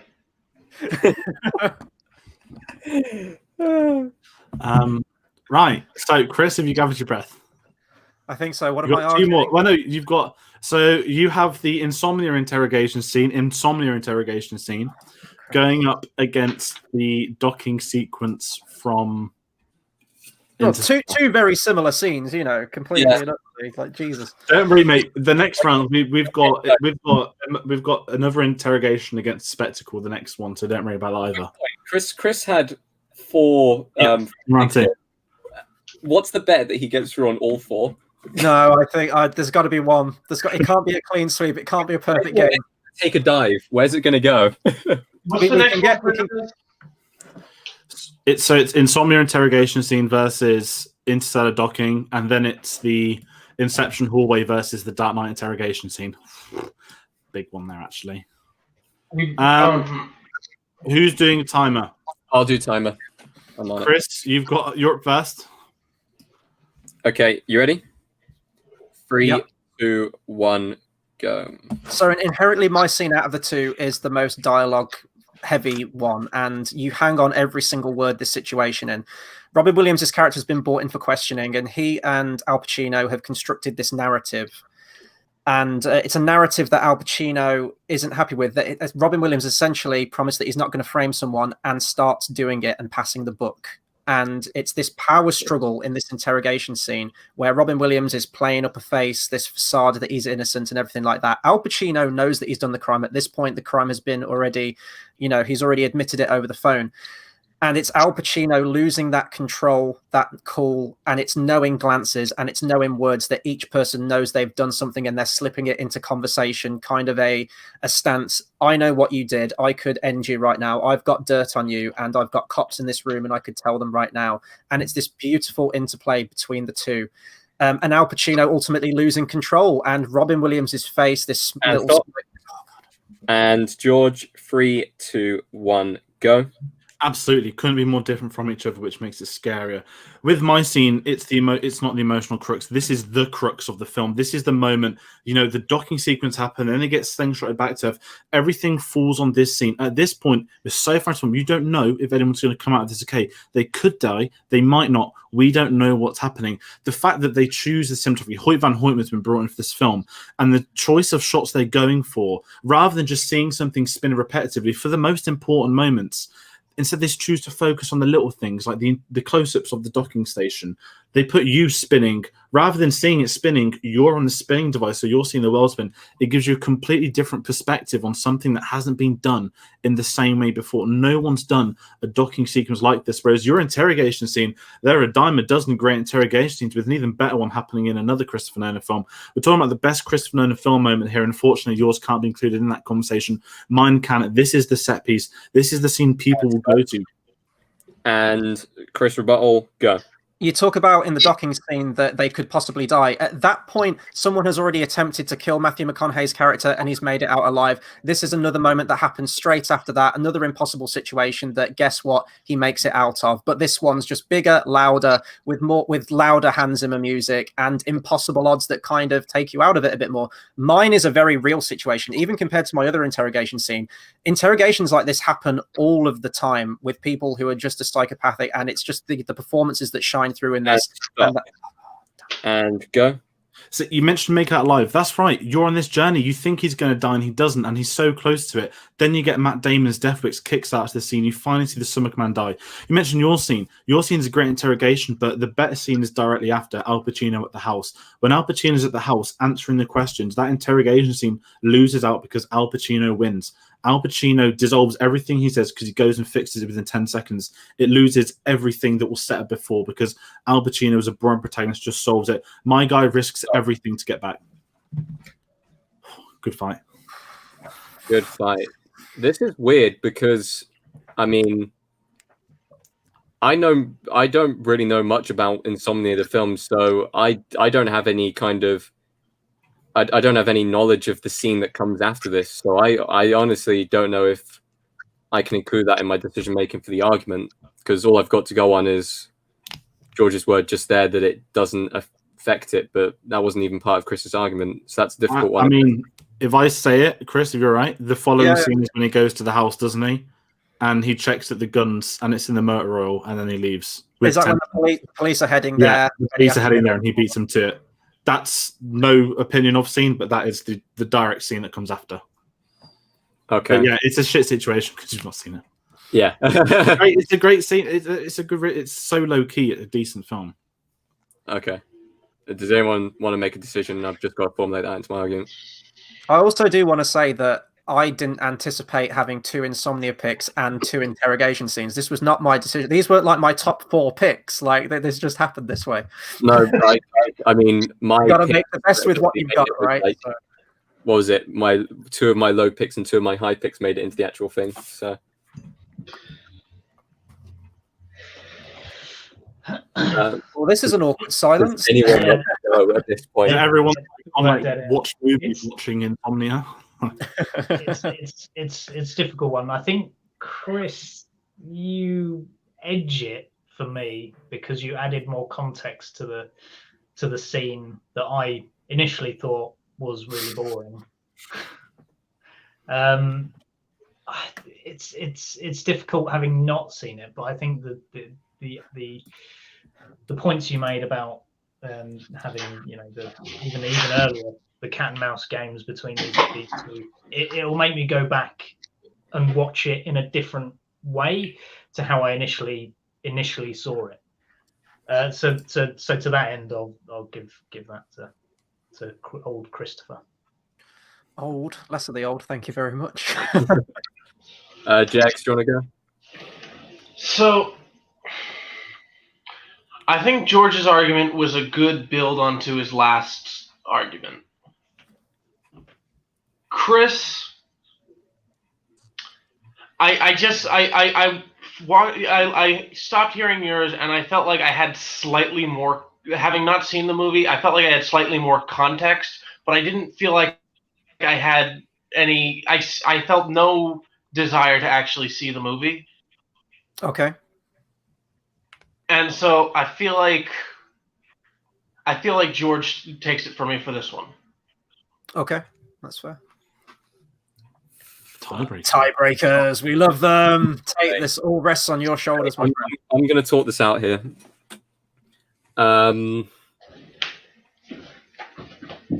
Okay, both of you in your initial arguments talked more about the context of each scene, whether it be the context of how it was filmed and how it was framed, or the context of what actually involved the scene. So you both talked about what happened beforehand.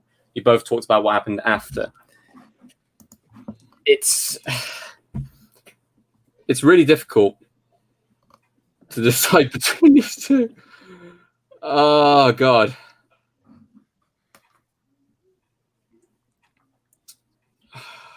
May I interject something, Tate?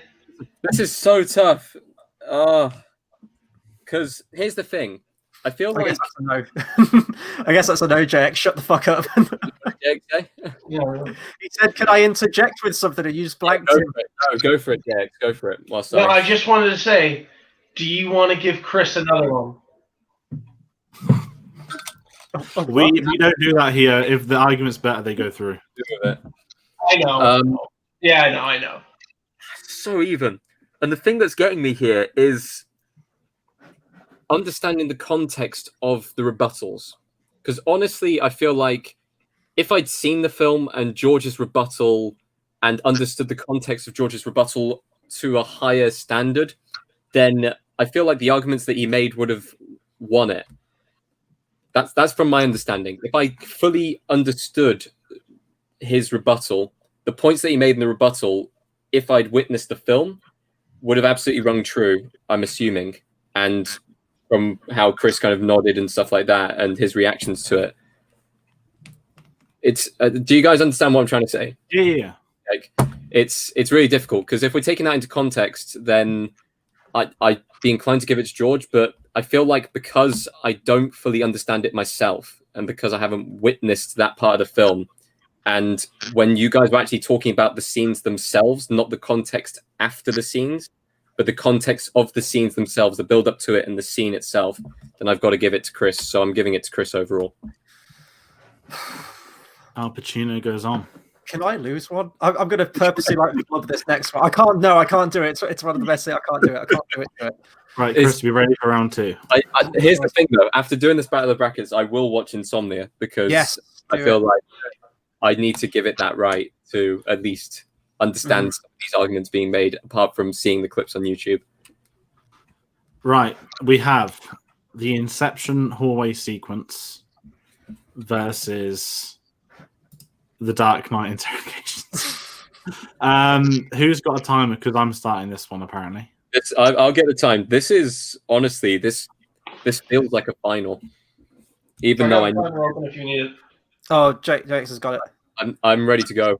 So whoever You do you, man. Okay. Are you ready? Inception hallway fight scene, George. Okay. 3, 2, 1, go. Couldn't be more different. Yours says protagonist, antagonist. Mine has supporting character and random villain.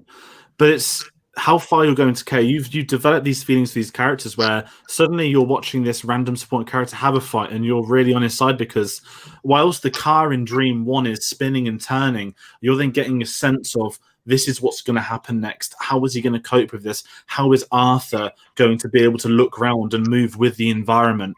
And it adds this whole new dynamic to a fight scene that hasn't been done before, and it's not been done since. Then we go to your interrogation scene, which is a damn right outstanding thing. And I'm going to say that Heath Ledger gets an Oscar for Best Supporting Actor off this one scene alone. Absolutely. And Inception and Best Visual Effects, big thing to do with this scene as well. Each scene had reached the highest points of film can. They're both reasons why these won Oscars, so that invalidates that on the spot. Meanwhile, my moment isn't in a key part. There is no monumental scene that comes after. Your scene works because 10 seconds later, Rachel gets blown up.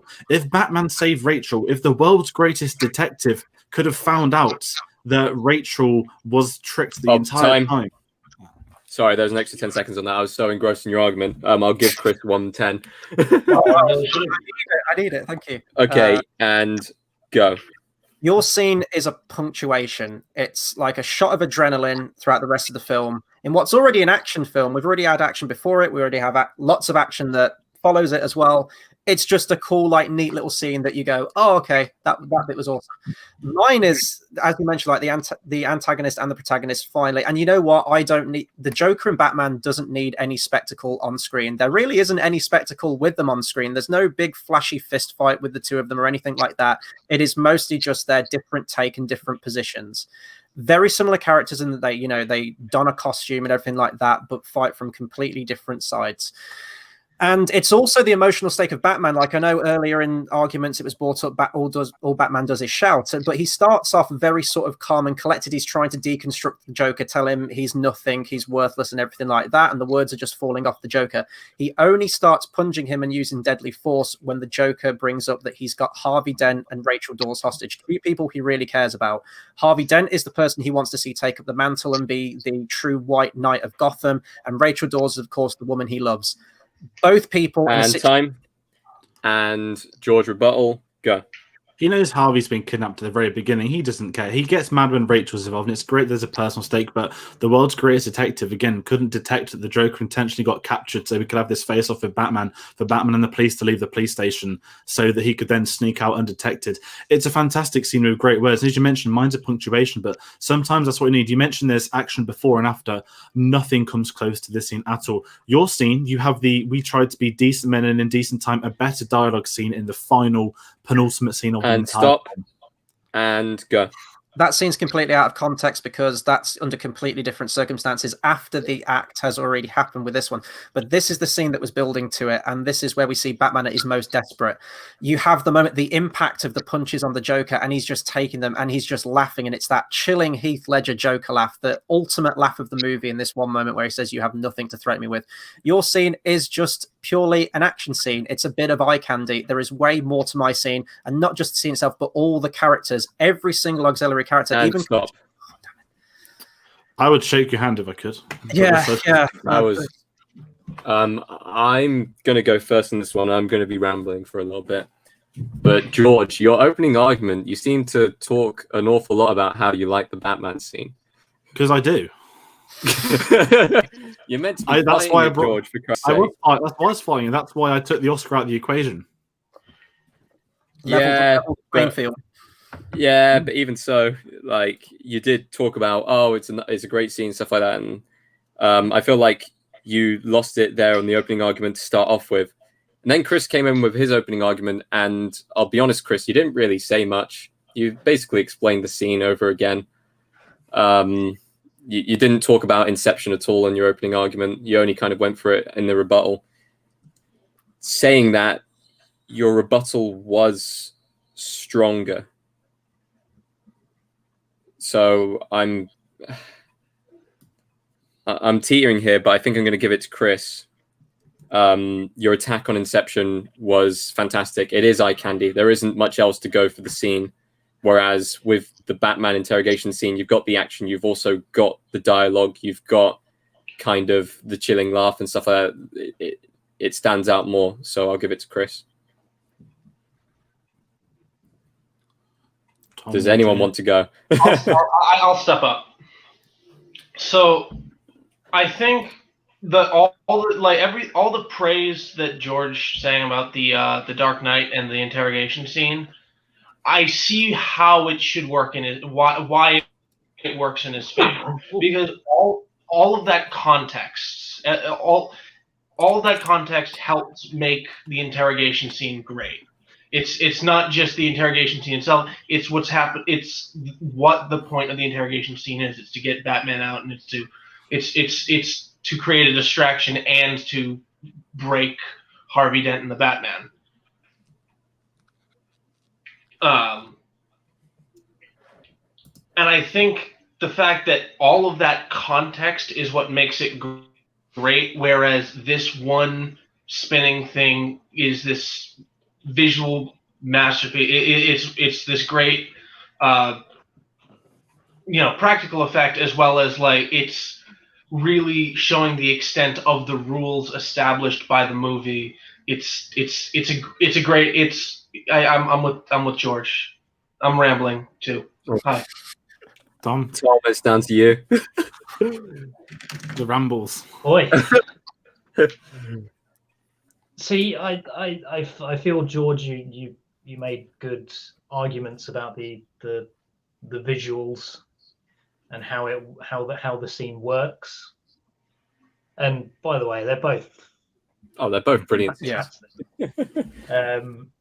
And I take back the stuff I said before about the stupid intercutting, because it adds to, as you mentioned, you wonder how he's going to adapt to these situations and that. However, on the other hand,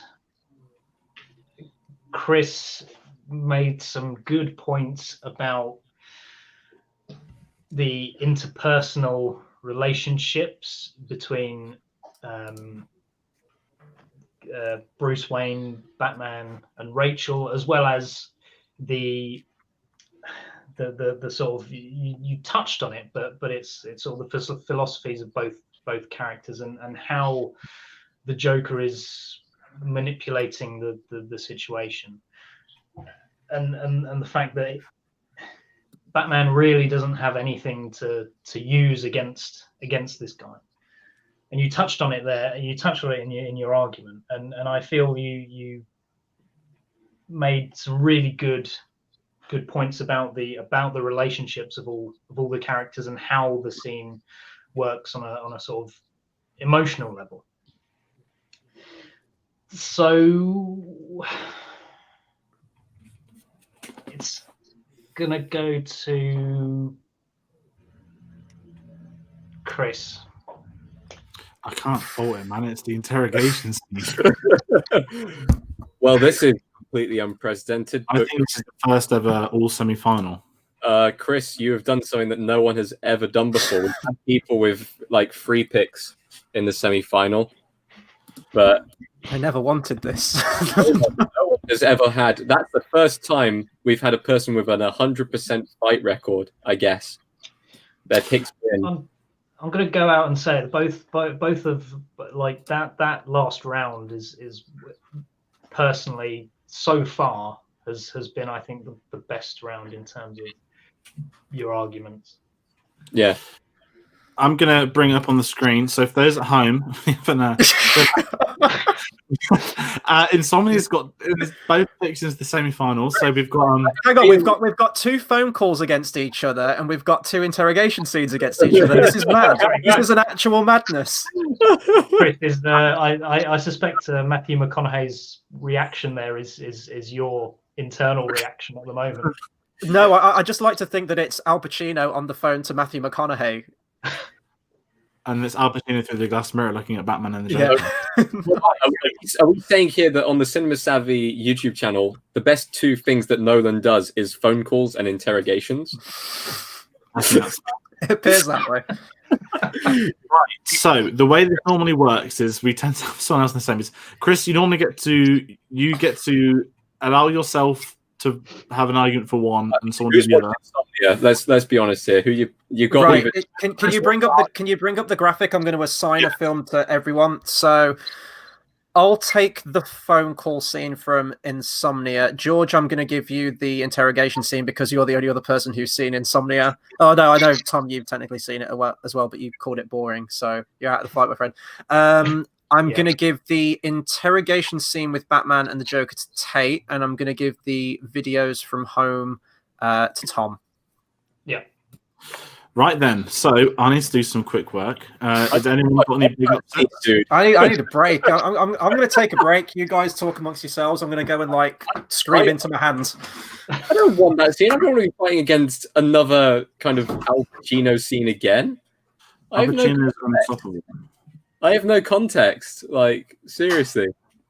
Christ. All right, Tom has gone for it. Dex, this is your first time judging. Is it harder than you thought it would be? I'm sorry, could you repeat the question?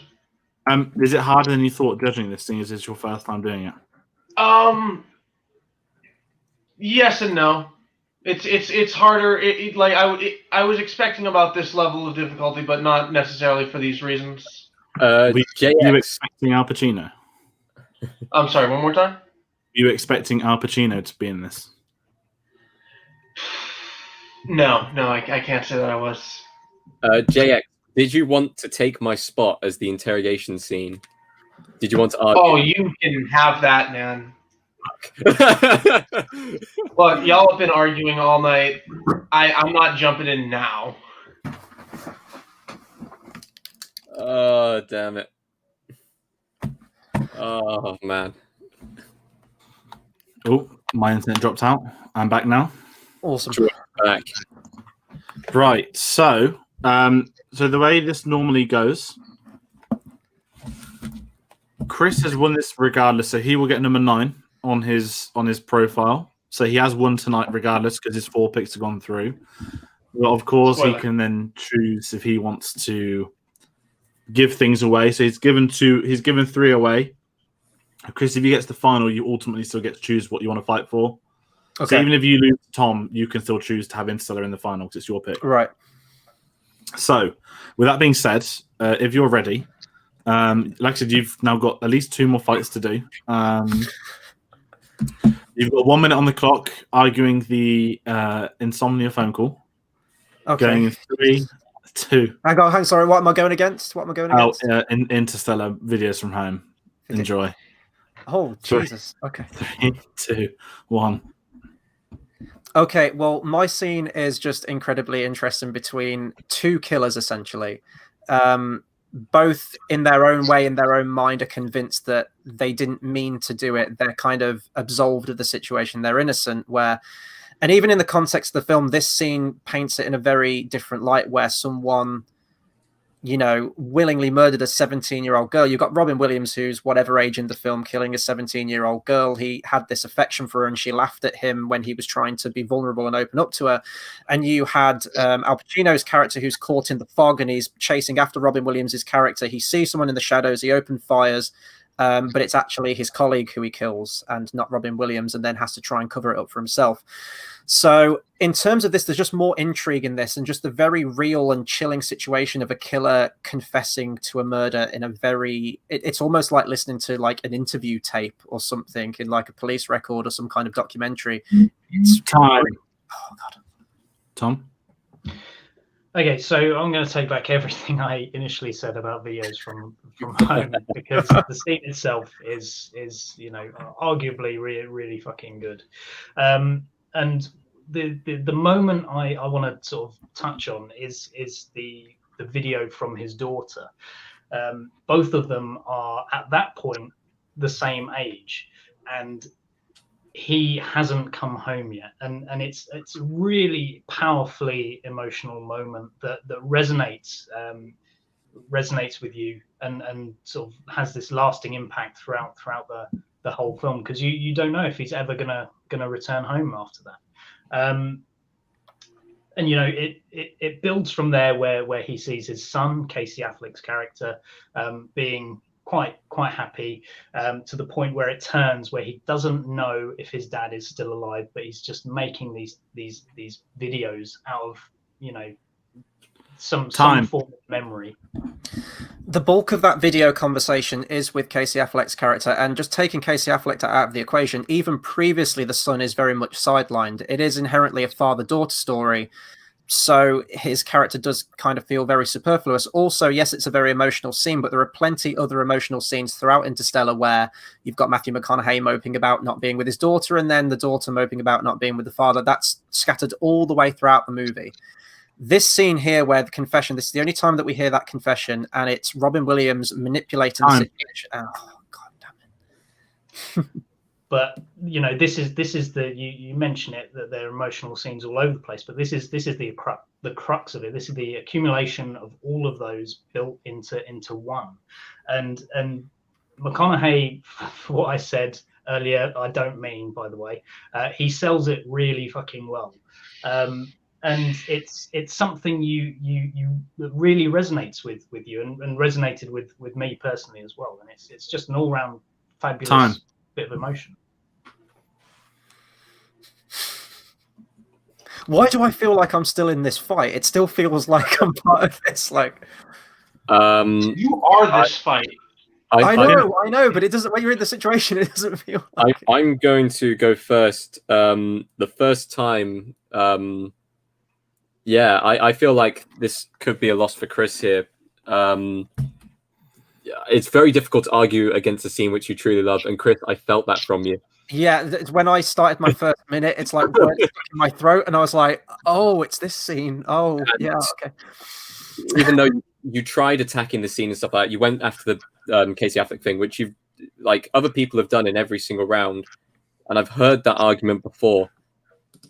And your opening argument was basically just explaining the scene, which we had heard from previous rounds. So I feel like you were going in circles there, whereas Tom was able to bring in a little bit more context with his scene and give it just a second opinion, just in general. So I'm giving it to Tom. Thanks. So what do y'all have against Casey Affleck? I don't have anything against his acting in this scene. He is a side character in the film, but acting-wise, I don't have a problem with him. Real life, there is obviously stuff that Yeah, I'll say I didn't say that just to make things easier in case he's watching at home. Big fan of the show. Yeah, I mean, Jax, who are you voting for? That's who's the argument better? Because I've already decided if I want to save you thinking, because I'm sending Interstellar through. Yeah. Chris says there's pain in your voice. It doesn't matter because you've won, but Tom didn't need to argue it too much. And considering he was slating it, which I don't hold against him because it's a different position when you're fighting it, there's just so much more to it. So I think Tom has that. / Chris. I do have to ask Tom. Tom, do you still have memories, flashbacks to the Blade Runner argument you had against it? And then the immediate apologizing came to mind. Was, arguing against why you hate your favorite film really is a ball ache. But I think Chris didn't have a particularly good attack to the Interstellar scene. I think Tom takes it. That is certainly fair. Yeah, get one insomnia pick out there, please, for the love of God. 2 insomnias Right. in the final. I know. So we have the interrogation scene bowl, don't we? Insomnia Strikes Back. That's the real winner of tonight, is Insomnia. That it made it past round 1.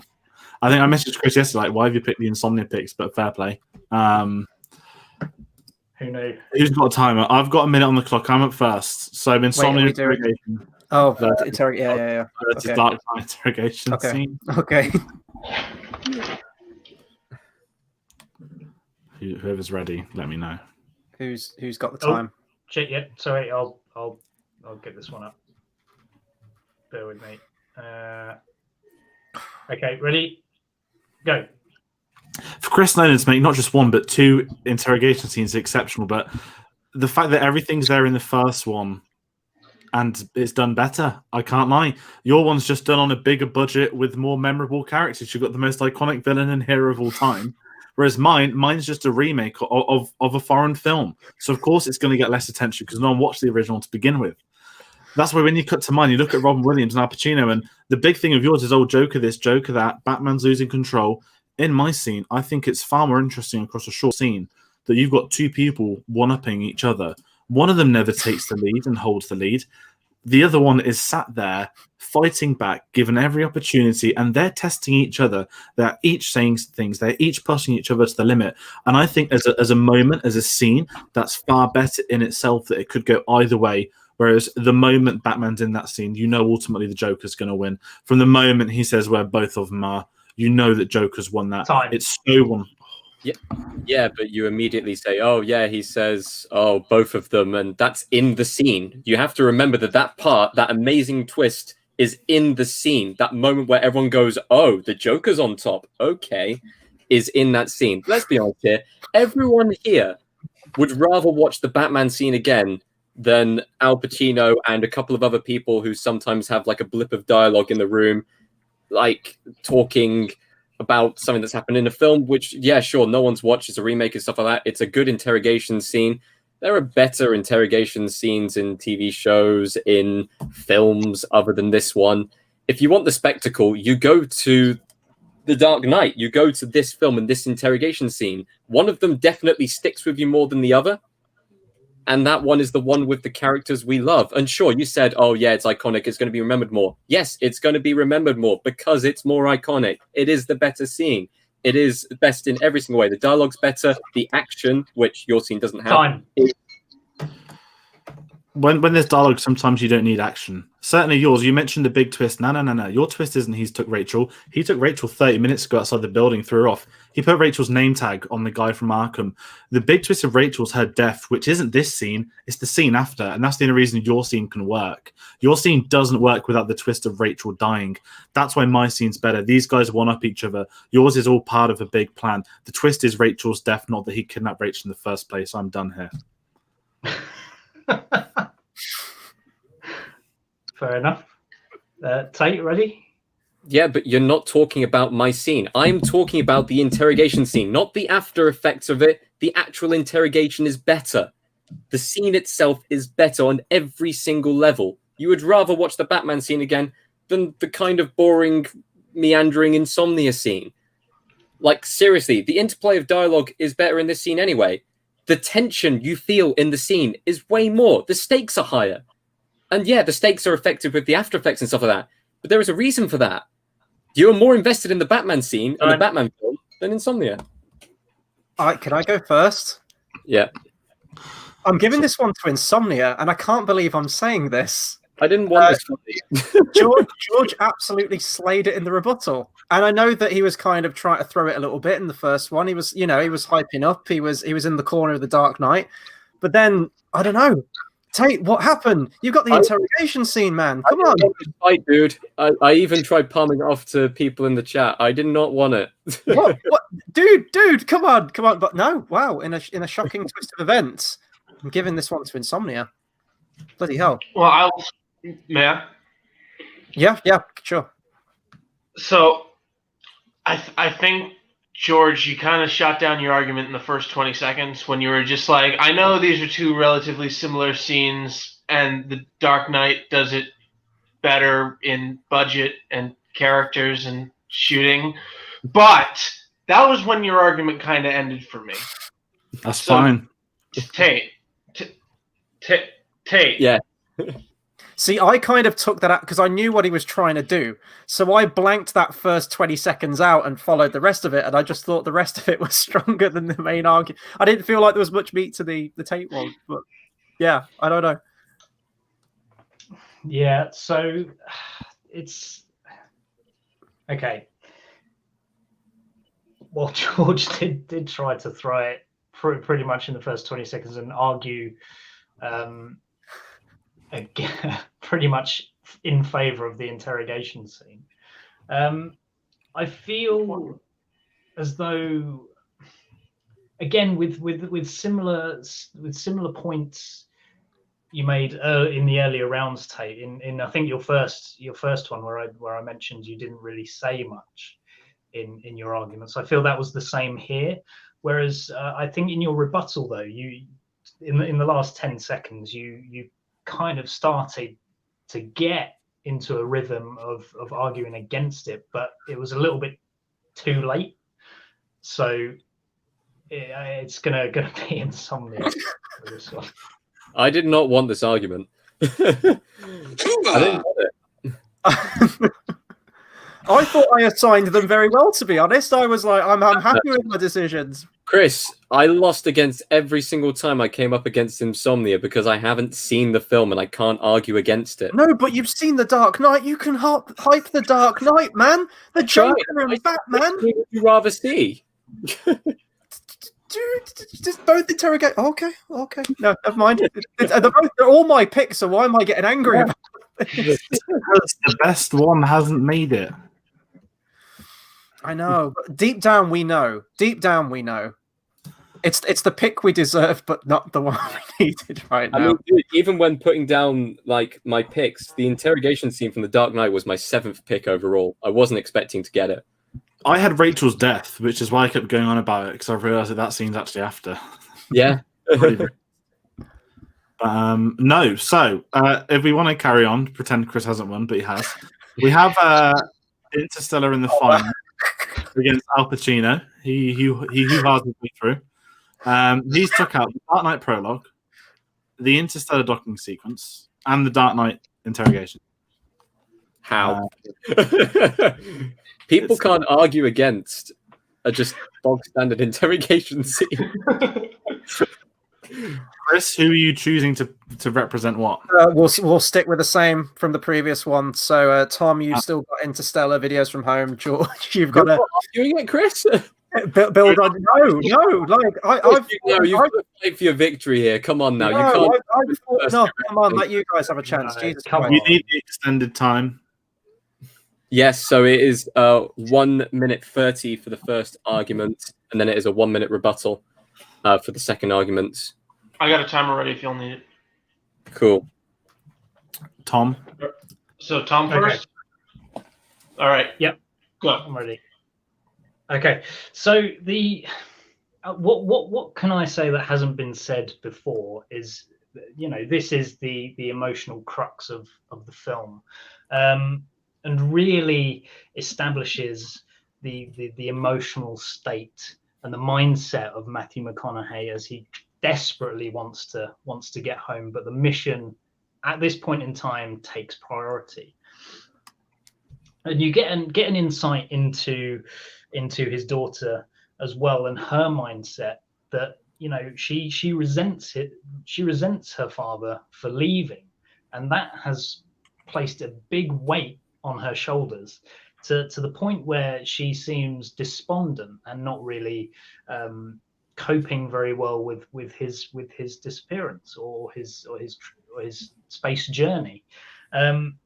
You also get a great bit that I want to come back to as well, which I didn't mention, was the introduction of Casey Affleck's child in it, and that is also a really good emotional beat. Well, you can argue that the character is sidelined throughout the majority of the movie, which I would agree with. However, the individual beat is far superior than the arguments for why his character has been sidelined, and it sort of gives you context in terms of.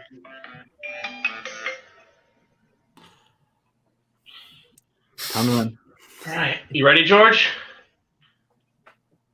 Go.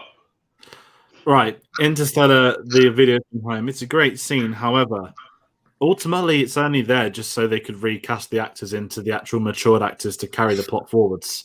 That's the sad reality of the scene, is that we don't want young Mirth. She's already annoyed us enough. Bringing Jessica Chastain, Oscar nominated, not Oscar nominated actually at the time, Casey Affleck about to win his Oscar. Bringing in these big names, because at this point, Timothée Chalamet's a nobody. This is his first film. No one's got the hype train for him. And okay, let's get a bit more choice. Let's get the parents in. And I could also argue that in terms of powerful, the emotion of aging, the most devastating moment in Interstellar, it is not that scene. It is the moment they board the ship and their shipmate has aged 23 years. That leaves a bigger impact on me. And that's something that hasn't been spoken about in this conversation. We want to get emotional about family. There are 2 scenes of Mirth as a child, which is also more emotional. You've got Stay Part 1, which is when he's leaving for the first time. Also shot in IMAX, something no one spoke about tonight, which saddens myself. And ultimately, it's then spoken about again at their final scene in the library, where you have your what on earth's going on sci-fi moment. Both of them scenes I feel more emotionally connected than this one bit, because, you know, I'm going to not talk about Casey Affleck again because he's bored of him. That sums him up. Whereas in my scene, you're getting to Robin Williams, who is getting better and better as the film goes on. Every time he comes on screen, you want more and more from him. And what better than them in looks like an AA center just talking. It's not even an official interrogation scene. It's a conversation that turns into an interrogation. And better than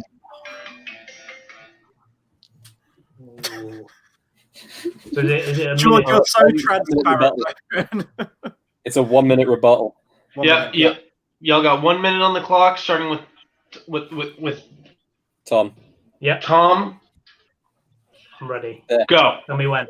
Okay, so one thing to note is you say all this about getting the more mature actors in, but you know that's the whole nature of the film. And the 2 points you raised, the 2 emotional beats at the beginning, really add to the weight of the scene. And you remember those when he leaves and she's she's distraught, and you can really get that sense from Mirth as a person that her dad leaving has put a great weight on her shoulders. And I come back to the Casey Affleck's child, and that is a great, advocate for sort of how Casey Affleck might turn into his father and leave and disappear from his child. But you don't know if that's gonna happen, whether the father will the son will turn into the father. All right, George. Bring us 1 home, minute. George. Go. we talk about Casey Affleck's kid, but the dead baby has a better character arc than he does in the entire film, let's be honest. Going back to my one, Robin Williams at his absolute prime, up against Al Pacino, one of the greatest actors in the history of cinema. He has a screen presence. These 2 icons going at each other one-on-one, with no one in the room having a clue what's going on. It is something to behold. It's something not enough people have seen, and they don't get the credit for it. We're talking about the best moment in Christopher Nolan's filmography, the greatest director of this century. And we can't even talk about it because Tenet's not on this. But it is not the Interstellar scene. I'm sorry. It just doesn't have it. It doesn't have what you expect from a Nolan film. This is what we expect from a Nolan film. Characters one-upping each other in dialogue, coming out of nowhere. It's a twist in itself. It doesn't need to escalate, but yet it does. My scene has escalation leading up to the following points in the film.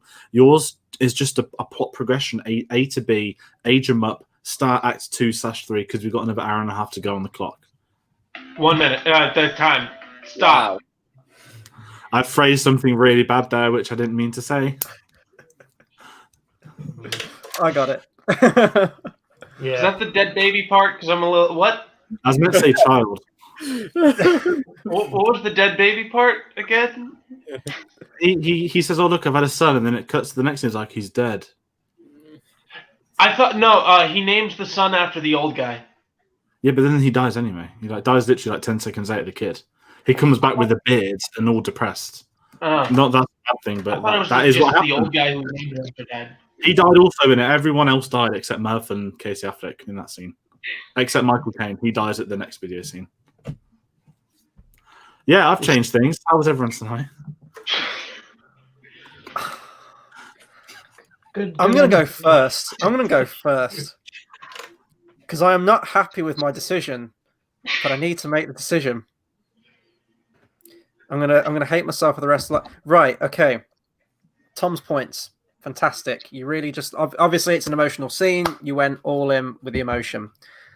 George, I could see what you were doing. Again, the first bit, I could see it. But then somehow you forget to do that in the rebuttal. And then you said things in the rebuttal which it did feel like a mic drop. You said you brought it back to the concept itself. Why is it the best Christopher Nolan moment? And you were saying that, you know, it's great dialogue with amazing actors, the tension and everything like that. That's what you want. And it was just that part kind of stuck with me. Now, I clearly know which of these is the best Christopher Nolan scene. I know that. You all know that. But if I'm going on the arguments, I've got to give it to George's rebuttal. Again, you need to stop being so good at bloody arguing the rebuttals. And I'm giving it to Insomnia Interrogation Scene. And I hate myself for doing it because it's not the best moment, but it was the best argument at the end, I thought. JX? So I'm going to be giving it to Tom because I think a lot of it seemed like, especially in the first part, you didn't talk about Insomnia for until like the last 15 seconds of your opening statement. And with that, it just seemed like when you were talking about Interstellar, you just kind of said this is the point of the scene. It's this plot progression that as though it's just this. That is what it is. Why is that a bad thing? So, Tom, though it was a good rebuttal on I will say I don't think it was enough. Especially considering you said the performances, and I kept hearing about Al Pacino not giving a great performance. He's fine. Fucking tie-break final. That Chris already won 2 rounds ago. Yeah. Looking at you, Tate, I think. Yeah. I wish I could be more dramatic than this, but I'll be honest, this argument in my eyes wasn't even close, and I hate that I'm going to have to say this, but Al Pacino won. No. And I don't agree with it even slightly. I don't agree with a lot of the stuff that was said, but it's purely down to the argument. And even it's fixed, all of it. Chris, you won. Probably won 20 minutes ago. The problem I have with this is that obviously Tom didn't argue too much against Insomnia here. And George went on the full-out offensive and defended his film, where in the small area that you tried to attack. Whereas, as far as your defense of it, it was good, but you didn't attack him at all.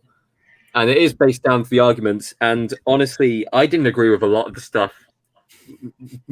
Pretty much none of us did. None of us did. I didn't agree with any of the stuff you said about Interstellar, George. We're very disappointed.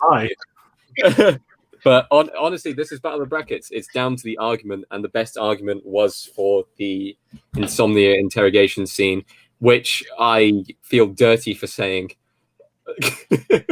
George, who had the best argument there.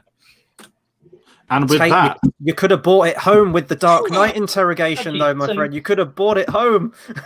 We have hoo-ha, stay strong. Al Pacino, he took out the Dark Knight heist. He took out the Interstellar docking scene. He took out the Dark Knight interrogation scene. He took out the Interstellar videos from home scene. And that's just one of the 2 Al Pacino picks from the film. So people at home, if you're already furious by now, we're sorry, but it's based on the quick point. I want to know, what would everyone actually, if without listening to the arguments, what is your actual personal favorite moment from the Christopher Nolan films? Just so we can save ourselves here. Go on, Tom. You had a question. Actually, I'll go with Tate's first, but my question relates to that. I was going to ask Chris which out of the 4 semi-finalists you would have picked to win. Well, it's definitely a toss-up between 2. So obviously it's between Interstellar and Dark Knight. Dark Knight does hold that special place in my heart because I am such a Batman fan, and it's that absolutely powerhouse performance from Heath Ledger in that moment, the music, the laugh, and everything. As a Christopher Nolan moment, I would probably edge it towards Interstellar, though, because as I mentioned, like it is kind of unique in that emotion.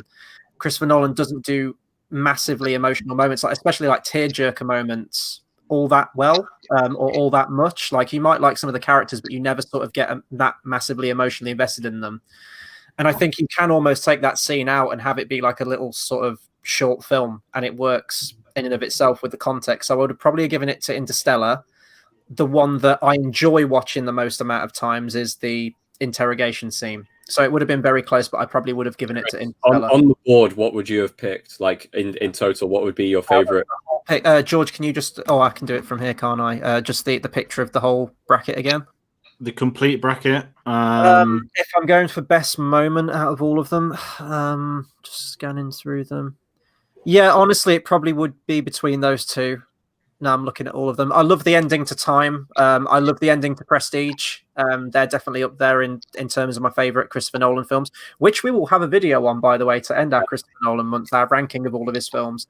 It probably would have been between the two I said, but those are probably like honorable mentions, the ending of Inception and the ending of Prestige. Tom, what would you have gone with? I would pick the docking scene. Which has all new context now, but I'm not sure that. So Tom picks docking, cool. George, what would you have gone with? It's hard, man, because I could talk for hours. Like every scene for every film, maybe. No, if it's like an actual, like, you look at it from a film perspective or from a Christopher Nolan, like this is his mental constructed idea, then it's the Inception. It's Inception's hallway. Emotional standpoint, it's Interstellar, but as a film, as a specific moment, the Dark Knight interrogation scene will be with me till the end of time. He won an Oscar for the laugh, let alone the rest of the performance, which is as good. I think it has to be the interrogation scene. JX? My favorite my favorite Christopher Nolan moment specifically from these brackets. Yeah, just his whole films as well.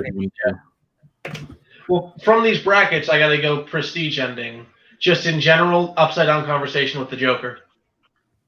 Oh, no. Yeah, that was one pick which I had off the list, which I thought of after I'd already sent in my picks, and I was like, "Ah, shit."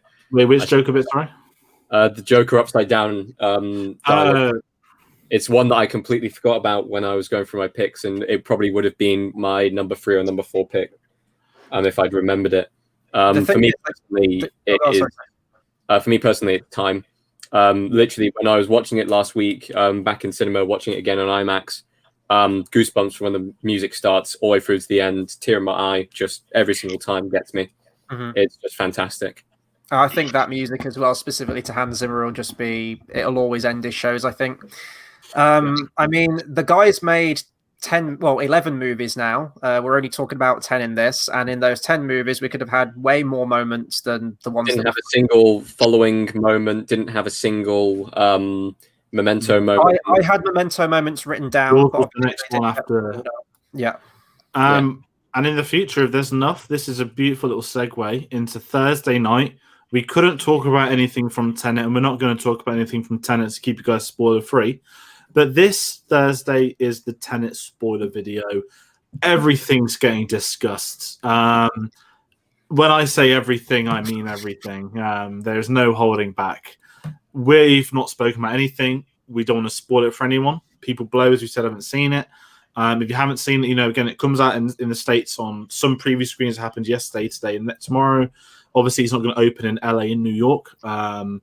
But we've given like a 10-day window. People, European, international, that have been able to watch this. I think even China gets it on Thursday, which will be interesting. But that's a great way to tease that we can talk about the big moments that would have appeared in this, in that video. When I say big, I mean big moments as well. I have at least 2 picks which I would have considered. I think there's 3 for me, 3, potentially 4. But we can talk about them on Thursday, which is a beautiful little segue. So, as usual, we're going to round up. We thank Jex for coming on below. He's down here. Thanks to him for coming on. We had him on the Star Wars quiz. We've done other videos with him, so glad to have you back. Tom, well, they didn't win. We loved you having you back on the channel. You did begin Battle of the Brackets with us. Us four did start this. And it's great to have the four of us back on doing that. So that was always good Very fun. quickly, Tom, did you want to plug what you are currently doing with films? Yes. So during sure. During the lockdown period, not being able to go out or really do anything, and still, I'm still in the sort of mindset of not venturing out to the cinema. Don't really want to risk an awful lot at the time being. So I've started a blog. If people would like to follow that, it's called Films and Beer, where I pick a film and then try and match it with an appropriate beer. You can find me on the my official website now, which I purchased the other day. That's my Instagram handle, but also filmsandbeer.co.uk. Nice. And JX, where can people find you? YouTube.com/JXEditor. I make fan edits. I do other things too, but you're there for the fan edits. I'll admit I haven't been particularly active in the past month because I'm in the early stages of my next project, so there's always a hold when things are premature. What is the next project? I mean, I haven't. Okay, I guess I have officially announced it on things outside of my channel, so I guess I'll continue to do that. It's Revenge of the Jedi. It's a darker take for Return of the Jedi. Dark. That's awesome. I've seen. I'm not going to say anything, but I've seen bits from it, and it goes places. It goes places.